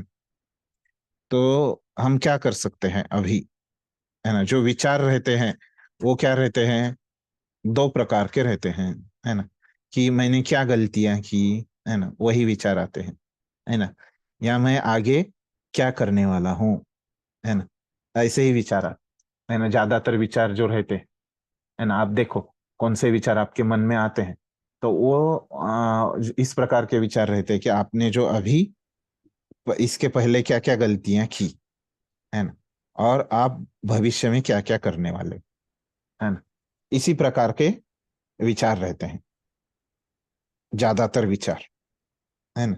ये दो वर्ग में ही आते हैं, है ना, भूतकाल में आपने क्या गलती की, है ना, और भविष्य काल में आप क्या सही करने वाले हो, है ना, इससे आपका नाम रोशन होने वाला है ना। तो ऐसे आप भविष्य काल में क्या करने वाले हो और भूतकाल में आपने क्या गलतियां की, आपने क्या गलत कार्य किए, ये दो वर्ग में ही आपके सभी विचार आ जाते हैं जो आपके मन में चलते रहते हैं। तो आपको सोचना है कि अभी भूतकाल में जो हो गया वो तो मैं बदल नहीं सकता, है ना, भविष्य काल में है तो वो तो देखा जाएगा, लेकिन अभी मेरे हाथ में क्या है, वर्तमान काल है ना, ये वर्तमान परिस्थिति अभी मेरे हाथ में ये जप है ना, वो मैं अच्छे से कर सकता हूँ। ऐसे आप बुद्धि में आपको अ, रखना है, और ऐसे अगर आप बुद्धि में रखोगे तो आप प्रयास कीजिए, है ना, तो इतने जल्दी ये होगा नहीं जितने आसानी से मैं बता रहा हूँ। तो ये प्रयास आपको करना ही पड़ेगा, है ना, रोज ऐसे याद करना पड़ेगा। जब भी वो विचार आता है, प्रत्येक विचार जो मन में आता है, तो उसको क्या करना है, वो आएगा उसको बाजू में रखने का पूरा प्रयास करना है, क्योंकि हमको समझना है कि ये विचार से अभी कुछ होने नहीं वाला, है ना, क्योंकि ये तो गलती अभी हो गई। तो अभी जब जब मैं ध्यान नहीं देके और एक मैं बड़ा गलती कर रहा हूँ, है ना, इस प्रकार से हमको सोचना है, ये काफी मदद करता है ना। फिर दूसरा क्या है कि हम सोचते हैं, तो एक एक पहला हो गया कि अच्छे से जब कैसे करना है ना, तो एक एक मुद्दा हो गया है। तो दूसरा मुद्दा आपको ध्यान में रखना है। तो कभी कभी क्या होता है कि हम सोचते हैं कि अरे ये 2 घंटा मुझे ये बीड़ी बैग के साथ अभी रहना है ना, तो ऐसे हो जाता है और मन क्या हो जाता है कि इतना देर, है ना, कभी कभी लगता है कि ये एक माला मुझे अभी जप करनी है, तो लगता है अरे एक एक माला में 108 मनी है ना, और एक एक मनी के बाद 16-16 अक्षर बोलने हैं, है ना, ऐसे हमको लगता है, तो बोरिंग लग जाता है, इतना सारा करना है कार्य मुझे, ऐसे हमको लगता है।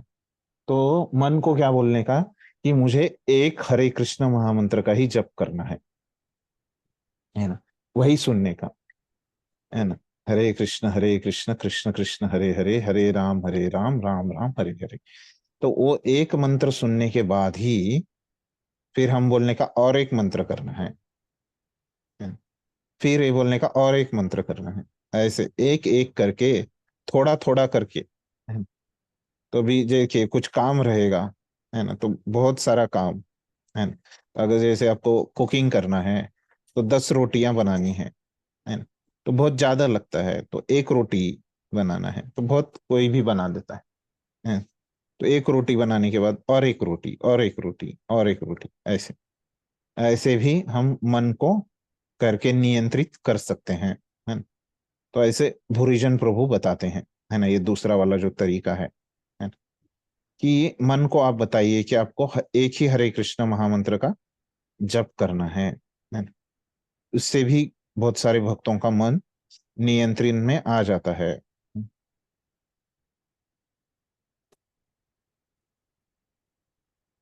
ठीक, तो इसमें और जो है मन के लिए उन्होंने बहुत अच्छी किताब लिखी है भूरिजन प्रभु ने, है ना, जप नाम की, है ना, वो हिंदी में यस भी है प्रभु किताब। जी। हाँ हाँ प्रभु जी, मैं वो पढ़ती हूँ। हाँ मेरे हाँ, पास। तो उसमें काफी आपको फायदा हो जाएगा ये जप के बारे में। ठीक है,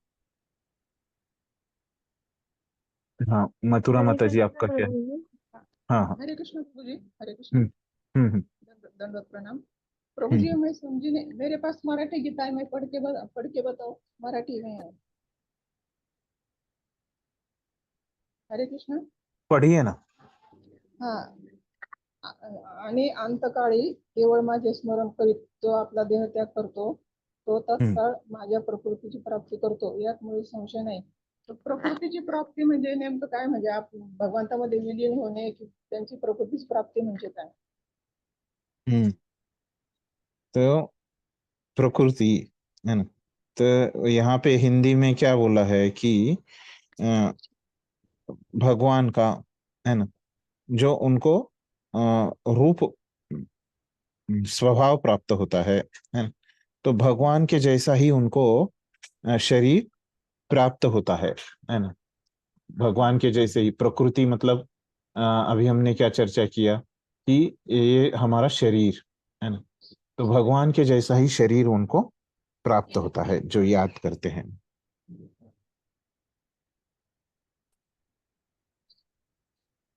ठीक है मतलब ठीक आहे. हा तो हा भगवान उनको मुक्ति मिलती है। हाँ, हा अगला, हाँ रेखा माता जी लेकिन आपका प्रभु कुछ जी, प्रश्न है? हरे हाँ कृष्णा, बोलिए। हाँ हाँ, लेकिन बोलिए। प्रभु जी भक्त तो मुक्ति नहीं चाहते ना, भक्त तो भक्ति सेवा भक्ति चाहते हैं ना। बराबर है ना, तो लेकिन वो सेवा कैसे चाहते हैं भक्त लोग, है ना, हाँ कि भगवान जहाँ पे भेजे उनको वहां पे सेवा चाहते हैं, है ना। हाँ लेकिन कुछ भक्त लोग जो है वो भगवान के धाम में सेवा चाहते हैं, है ना। हाँ तो ऐसे दोनों प्रकार के भक्त होते हैं। कुछ भक्त लोग बोलते हैं कि भगवान मैं आपको पूरी तरह से शरणागत हूँ, और जहाँ पे भी आपको मुझे सेवा को भेजना है ना, आपको भौतिक जगत में भेजना है या आध्यात्मिक जगत में भेजना है, किधर भी मुझे भेजो, है ना, मुझे बस आपकी सेवा चाहिए, ऐसे कुछ भक्त बोलते हैं। कुछ भक्त बोलते हैं कि हमको आध्यात्मिक जगत में चाहिए। तो जो लोग बोलते हैं कि आध्यात्मिक जगत में हमको सेवा चाहिए, तो ऐसे भक्तों को आध्यात्मिक जगत में जाने के लिए आध्यात्मिक शरीर लगेगा ना, तो हाँ वो भगवान की प्रकृति का होगा, बराबर, तो वो उनको मिल जाए। और यहाँ पे जो भगवान बोल रहे हैं वो भक्तों के बारे में नहीं, तो जो कोई भी व्यक्ति है ना, उनका स्मरण करेगा तो उसके लिए बोल रहे हैं, है ना। तो जनरल यहाँ पे नियम बोल रहे हैं सभी के लिए, है ना। ये जो श्लोक है वो खास भक्तों के लिए नहीं है। यहाँ पे जो विषय चल रहा है ना, तो वो क्या चल रहा है, भक्तों का नहीं, जो भगवान को स्मरण कर सकता है। तो अन्य लोग भी भगवान को स्मरण कर सकते हैं, इसका अर्थ केवल भक्त ही करेगा ऐसे नहीं है, है ना, दूसरे लोग भी कर सकते हैं। ठीक है। ठीक है। हाँ हाँ प्रभु समझ गए। और किसी का था प्रश्न? रेखा माता जी आपका मिल गया प्रश्न का उत्तर? हाँ, सेम सेम क्वेश्चन था प्रभु जी, तो आई ठीक। Got the answer. Thank you Prabhu. तो अभी हम छठा श्लोक पढ़ते हैं, है ना। तो छठा श्लोक में क्या बताया है कि मैंने बताया था कि कैसे जो लोग भगवान का स्मरण नहीं कर पाते, अन्य किसी चीज का स्मरण कर पाते हैं, तो उनके लिए है। तो बोल रहे कि यम यम वापि स्मरन् भावम त्यजन्ते अन्ते कलेवरम तम तम एवेति कौन्तेय सदा तद्भाव भावितः। तो बोल रहे कि हे कुंती पुत्र, शरीर त्यागते समय मनुष्य जिस जिस भाव का स्मरण करता है वह उस भाव को निश्चित रूप से प्राप्त होता है ना। तो हमने उदाहरण देखा कि कैसे भरत महाराज ने जो भी भाव को स्मरण किया है ना, तो वो शरीर उनको प्राप्त हुआ है ना, वो निश्चित रूप से सभी को प्राप्त होगा। ठीक है। तो ये मुख्य नियम है। छठा श्लोक क्या है, मुख्य नियम है। और जो पांचवा श्लोक है उसका क्या है, उपनियम है ना? तो पांचवे श्लोक में क्या बताया कि डायरेक्टली बताया कि भगवान के बारे में, है ना। ठीक है, भाषांतर समझ गया? तात्पर्य पढ़िए कोई, जिसने प्रभु जी पढ़ा मैं नहीं। पढ़ हाँ हरे कृष्णा प्रभु जी। हाँ, जिसने पढ़ा नहीं वो पढ़िए। जी प्रभु जी। यहाँ पर मृत्यु के समय अपना स्वभाव बदलने की विधि का वर्णन है। जो व्यक्ति अंत समय अंत समय कृष्ण का चिंतन करते हुए शरीर त्याग करता है, उसे परमेश्वर का दिव्य स्वभाव प्राप्त होता है। किंतु यह सत्य नहीं है कि यदि कोई मृत्यु के समय कृष्ण के अतिरिक्त और कुछ सोचता है तो उसे भी दिव्य अवस्था प्राप्त होती है। हमें इस बात का विशेष ध्यान देना चाहिए। तो फिर कोई मन की सही अवस्था में किस प्रकार मरे। महापुरुष होते हुए भी महाराज भरत ने मृत्यु के समय एक हिरण का चिंतन किया, अतः अगले जीवन में हिरण के शरीर में उनका देहांतरण हुआ। यद्यपि हिरण के रूप में उन्हें अपने विगत कर्मों की स्मृति थी, किंतु उन्हें पशु शरीर धारण करना पड़ा।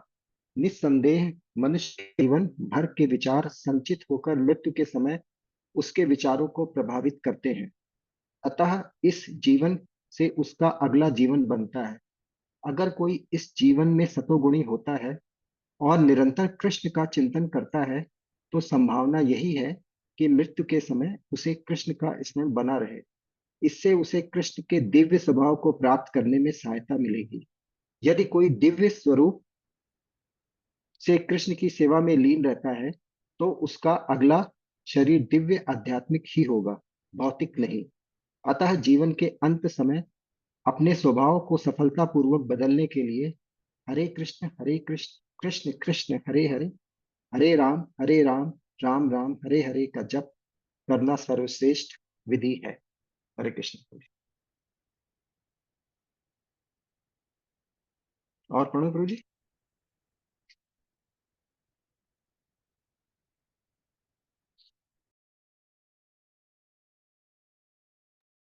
तो यहाँ पे बैकग्राउंड में आपको बहुत नॉइज नहीं आ रहा है ना, मैं जब बोल रहा हूँ तो, या थोड़ा आ रहा है? नहीं प्रभु जी, कुछ भी नॉइज नहीं है। ठीक है, ठीक। यहाँ पे बहुत आवाजें चल रही है, तो मैंने उसको ब्लॉक किया है। तो मैंने सोच रहा था कि आप लोगों को सुनाई दे रही कि नहीं। तो यहाँ पे जो प्रभुपाद बोल रहे हैं, तो प्रभुपाद प्रक्रिया बताते हैं कि कैसे एक व्यक्ति का स्वभाव बदलता है ना, मृत्यु के समय, है ना। तो उसके लिए प्रभुपाद बताते हैं कि ये हरे कृष्ण महामंत्र से हो सकता है ना। कि उसके अंत में बताते हैं कि अगर हमको बदलना है तो ये सर्वश्रेष्ठ विधि है अंत में अपने जीवन स्वभाव बदलने के लिए। तो ये हमको ये श्लोक से सीखना है, ऐसे बता रहे हैं अंतिम वाक्य में प्रभुपाद, है। और क्या बताते हैं कि ये जो भगवान में के बारे में जो स्मरण करना है ना। तो अगर ये भगवान के बारे में जो स्मरण करना है वो कैसे कर सकते हैं, यहाँ पे बताया। देखिए, यदि कोई दिव्य रूप से कृष्ण की सेवा में लीन रहता है ना, तो ये भगवान का जो स्मरण है, तो पहले इसके पहले वाले श्लोक में बताया कि आसान पद्धति क्या है, हरे कृष्ण महामंत्र का जप करना। लेकिन और भी एक पद्धति है जिसका द्वारा आप भगवान का स्मरण कर सकते हैं। वो क्या है कि आप भगवान की सेवा करके, है ना। तो भगवान की सेवा में लीन होके, है ना। तो भगवान की सेवा में लीन होके हमको क्या करना है, हम अपने अगले शरीर में भी, है ना, क्या हो जाएगा, हमारा आध्यात्मिक शरीर मिलेगा, है ना। उससे भी हम मृत्यु के समय पे भगवान का ध्यान, उस भगवान का स्मरण कर सकते हैं अगर हम भगवान की सेवा में लीन रहेंगे तो, है ना। तो कोई भी भक्ति के कार्य में हमको लीन होना है ना। इसका अर्थ हम ऐसे समझ सकते हैं, है ना। हरे कृष्ण महामंत्र में लीन होना है या कोई भी भक्ति के कार्य में हमको लीन होना है, उससे क्या हो जाएगा कि हमको मृत्यु के समय में भगवान का स्मरण हो जाएगा। ऐसे नहीं है कि केवल हरे कृष्ण महामंत्र के ही इसमें हमको लीन होना है। तो जो भी हमारे स्वभाव से हम लोग कर पा रहे हैं, है ना। तो किस भक्तों को सेवा में लीन होने से बहुत शक्ति मिलती है, सेवा करने से उनको भगवान की चेतना बहुत दृढ़ हो जाती है, ऐसे भी रहता है ना। तो हरे कृष्ण महामंत्र तो है ही, क्योंकि वो मुख्य है। क्यों? क्योंकि वो तो चैतन्य महाप्रभु ने बताया है, युग धर्म है, वो तो है ही। लेकिन ऐसे नहीं है कि वो नहीं कर पा रहे तो हमारा कुछ भी फायदा नहीं है, ऐसे नहीं, है ना।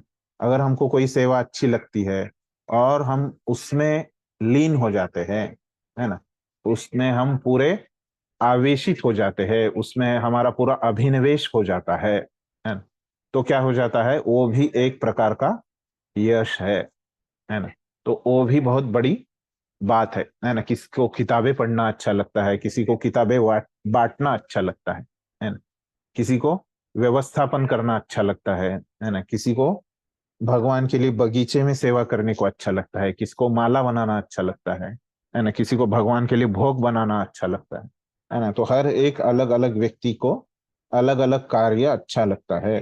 तो ऐसे वो व्यक्ति क्या कर सकता है, उस कार्य से, है ना, भगवान के स्मरण में वो लीन हो सकता है, और उससे उसको क्या हो जाएगा, भगवान के बारे में स्मरण हो जाएगा, है ना?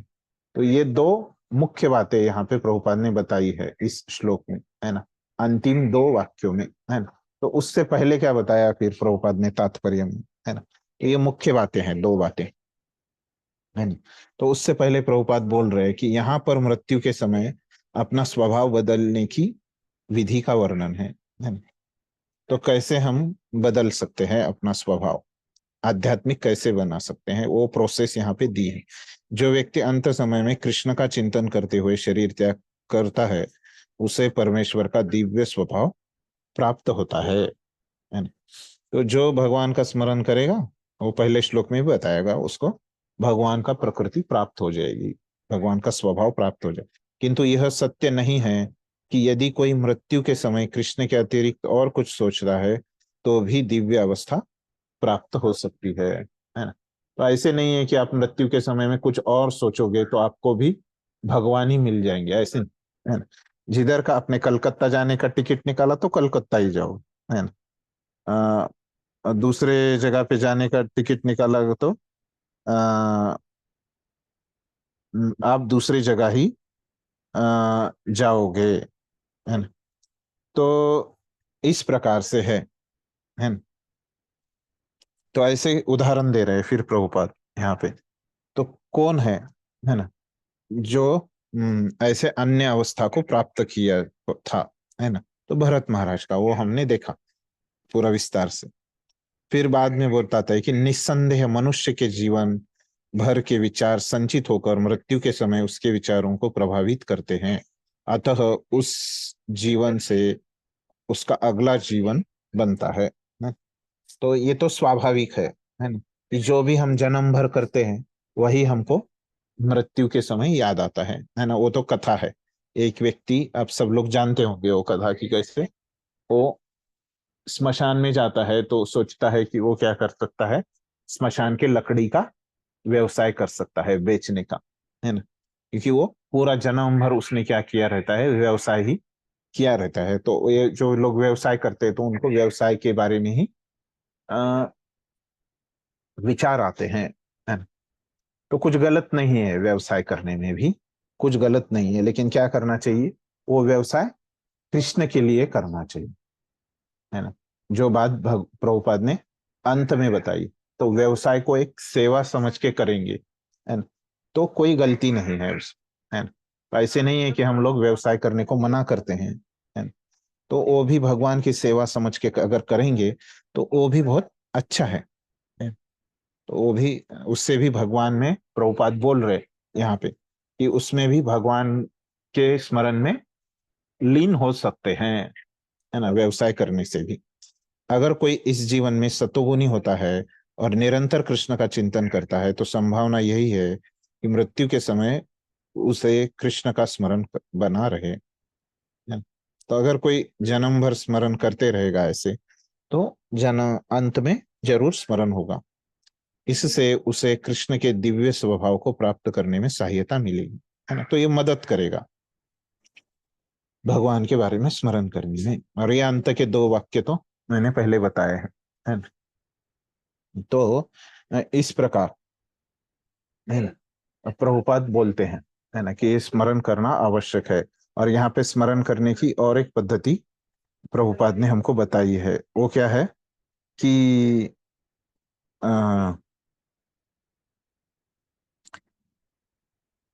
वो क्या है कि एक तो हरे कृष्ण महामंत्र की पहले ही बताई थी, है ना। तो यहाँ पे नई क्या बताई प्रभुपाद ने पद्धति भगवान का स्मरण करने के लिए, कोई बताइए। सेवा सेवा सेवा प्रभु जी, सेवा। हाँ, तो सेवा में लीन होना है ना। तो उससे भी हम भगवान का स्मरण कर सकते हैं। ऊपर ऊपर से सेवा करेंगे तो हो जाएगा क्या? जैसे ऊपर ऊपर से जप करेंगे तो नहीं होगा, तो वैसे ही ऊपर ऊपर से सेवा करेंगे तो भी नहीं होगा, है ना। तो उसमें प्रभुपाद ने शब्द इस्तेमाल किया है कि लीन। लीन मतलब वो पूरा मन उधर रहना चाहिए, है ना। कहीं तो हमारा मन रहना चाहिए, है। तो ये भी बात प्रभुपाद ने यहाँ पे बताई है। ठीक है, तो यहाँ तक स्पष्ट हो गया। तो अभी अर्जुन को लग सकता है ना। क्या लगेगा अर्जुन को? क्या अच्छा है ना? अभी तो मैं तरुण हूं, अभी मेरी उतनी उम्र तो नहीं हुई है ना। तो मैं क्या करूंगा, ये युद्ध वगैरह सब छोड़ दूंगा, है ना। और मैं जाऊंगा जंगल में, है ना। और जंगल में जाके क्या करूंगा फिर? जंगल में क्या रहता है? सत्वगुण रहता है, एकदम शांति, है ना। और वहां पे जाके मैं क्या करूंगा? हरे कृष्ण महामंत्र का स्मरण करूंगा और पूरा कृष्ण भावना भावित हो जाऊंगा, है ना। ये युद्ध वगैरह अभी मैं क्यों करूं, है ना। भगवान का स्मरण करूंगा और क्या हो जाएगा? वो भगवान के जैसी ही प्रकृति, भगवान के जैसा ही स्वभाव क्या हो जाएगा? मुझे प्राप्त होगा, है ना। ऐसे लगेगा, है ना। बराबर है ना अर्जुन को? ऐसे तो लगेगा क्योंकि वही भगवान ने बताया। तो फिर भगवान को समझ में आता है कि अर्जुन को ऐसे लग रहा है। अपने आचार्य बताते हैं, है ना, कि अर्जुन को ऐसे लग रहा है ना। तो भगवान वो स्पष्ट करने के लिए अगला श्लोक बताते हैं, है ना। तो अगला श्लोक क्या बताते हैं भगवान? भगवान बताते हैं कि तस्मात् सर्वेषु कालेषु माम अनुस्मर युध्य च मयि अर्पित मनो बुद्धिर मामे वैश्यस्य असंशयः, है ना। तो क्या बोल रहे हैं कि अतएव हे अर्जुन, तुम्हें सदैव कृष्ण रूप में मेरा चिंतन करना चाहिए, है ना। तो मेरा तो चिंतन तुमको सदैव करना होगा। उसके साथ ही और साथ ही युद्ध करने के कर्तव्य को भी पूरा करना चाहिए, है ना। तो क्या बोल रहे हो वो? ये जो स्मरण है वो क्या करो? तुम्हारे कर्तव्य के साथ करो, है ना। तुम्हारे जो, जैसे अर्जुन का जो कर्तव्य है वो क्या है? युद्ध करना, है ना। तो ऐसे हर एक व्यक्ति का जो कर्तव्य होता है उसके साथ ही तुम क्या करो? स्मरण का अभ्यास करो। अपने कर्मों को मुझे समर्पित करके तथा अपने मन एवं बुद्धि को मुझ में स्थिर करके तुम निश्चित रूप से मुझे प्राप्त कर सकोगे, है ना? तो जो कर्म कर रहे हो, कर्तव्य कर रहे हो, उसको मुझे समर्पित करो। जो वही प्रभुपाद ने पहले ही बता दिया है। जो भगवान अगले श्लोक में बताने वाले थे वो प्रभुपाद ने पहले ही बताया कि कैसे आप सेवा करो, है ना। मतलब जो भी कार्य कर रहे हैं वो भगवान के लिए करेंगे तो क्या हो जाएगा? वो सेवा हो जाएगा, है ना। तो आप भगवान के लिए सेवा करो और मन एवं बुद्धि को मुझ में स्थिर करो, है ना। तुम निश्चित रूप से मुझे प्राप्त कर सकोगे। ऐसे अगर तुम करोगे तो क्या हो जाएगा? तुम मुझे प्राप्त कर सकते हो, है ना, मृत्यु के समय में। ठीक है, तो कोई तात्पर्य पढ़िए। मैं पढ़ूं प्रभु जी?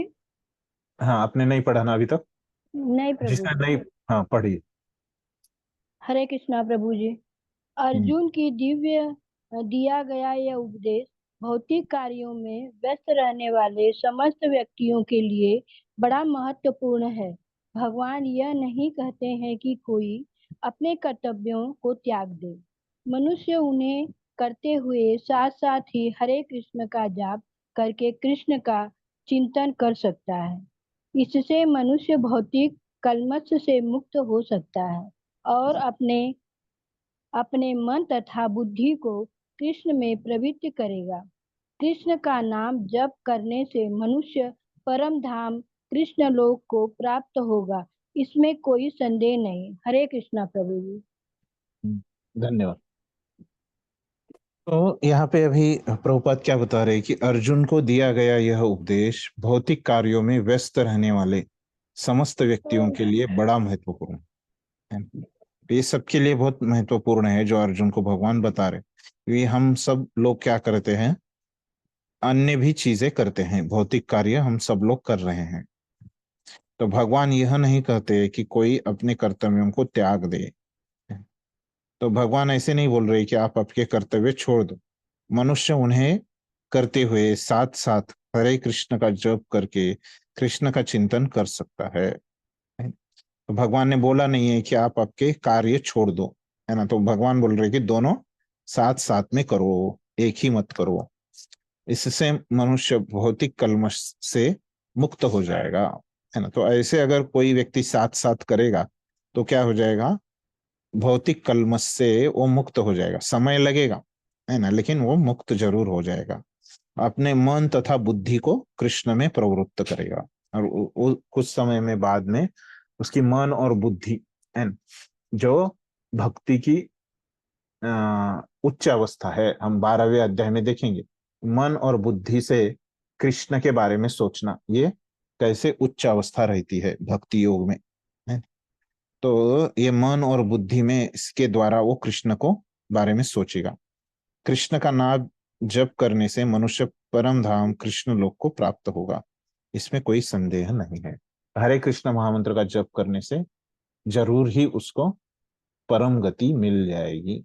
तो इस प्रकार से यहाँ पे अभी तक भगवान ने बताया है।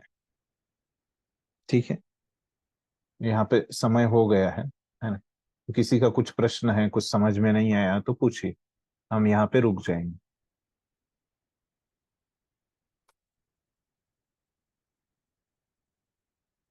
ठीक है, स्पष्ट है सब। ठीक, यहाँ पे रुक जाते हैं कि श्रील प्रभुपाद की जय। हरे कृष्ण। हरे हरे कृष्ण कृष्णा प्रभु। प्रभु जी।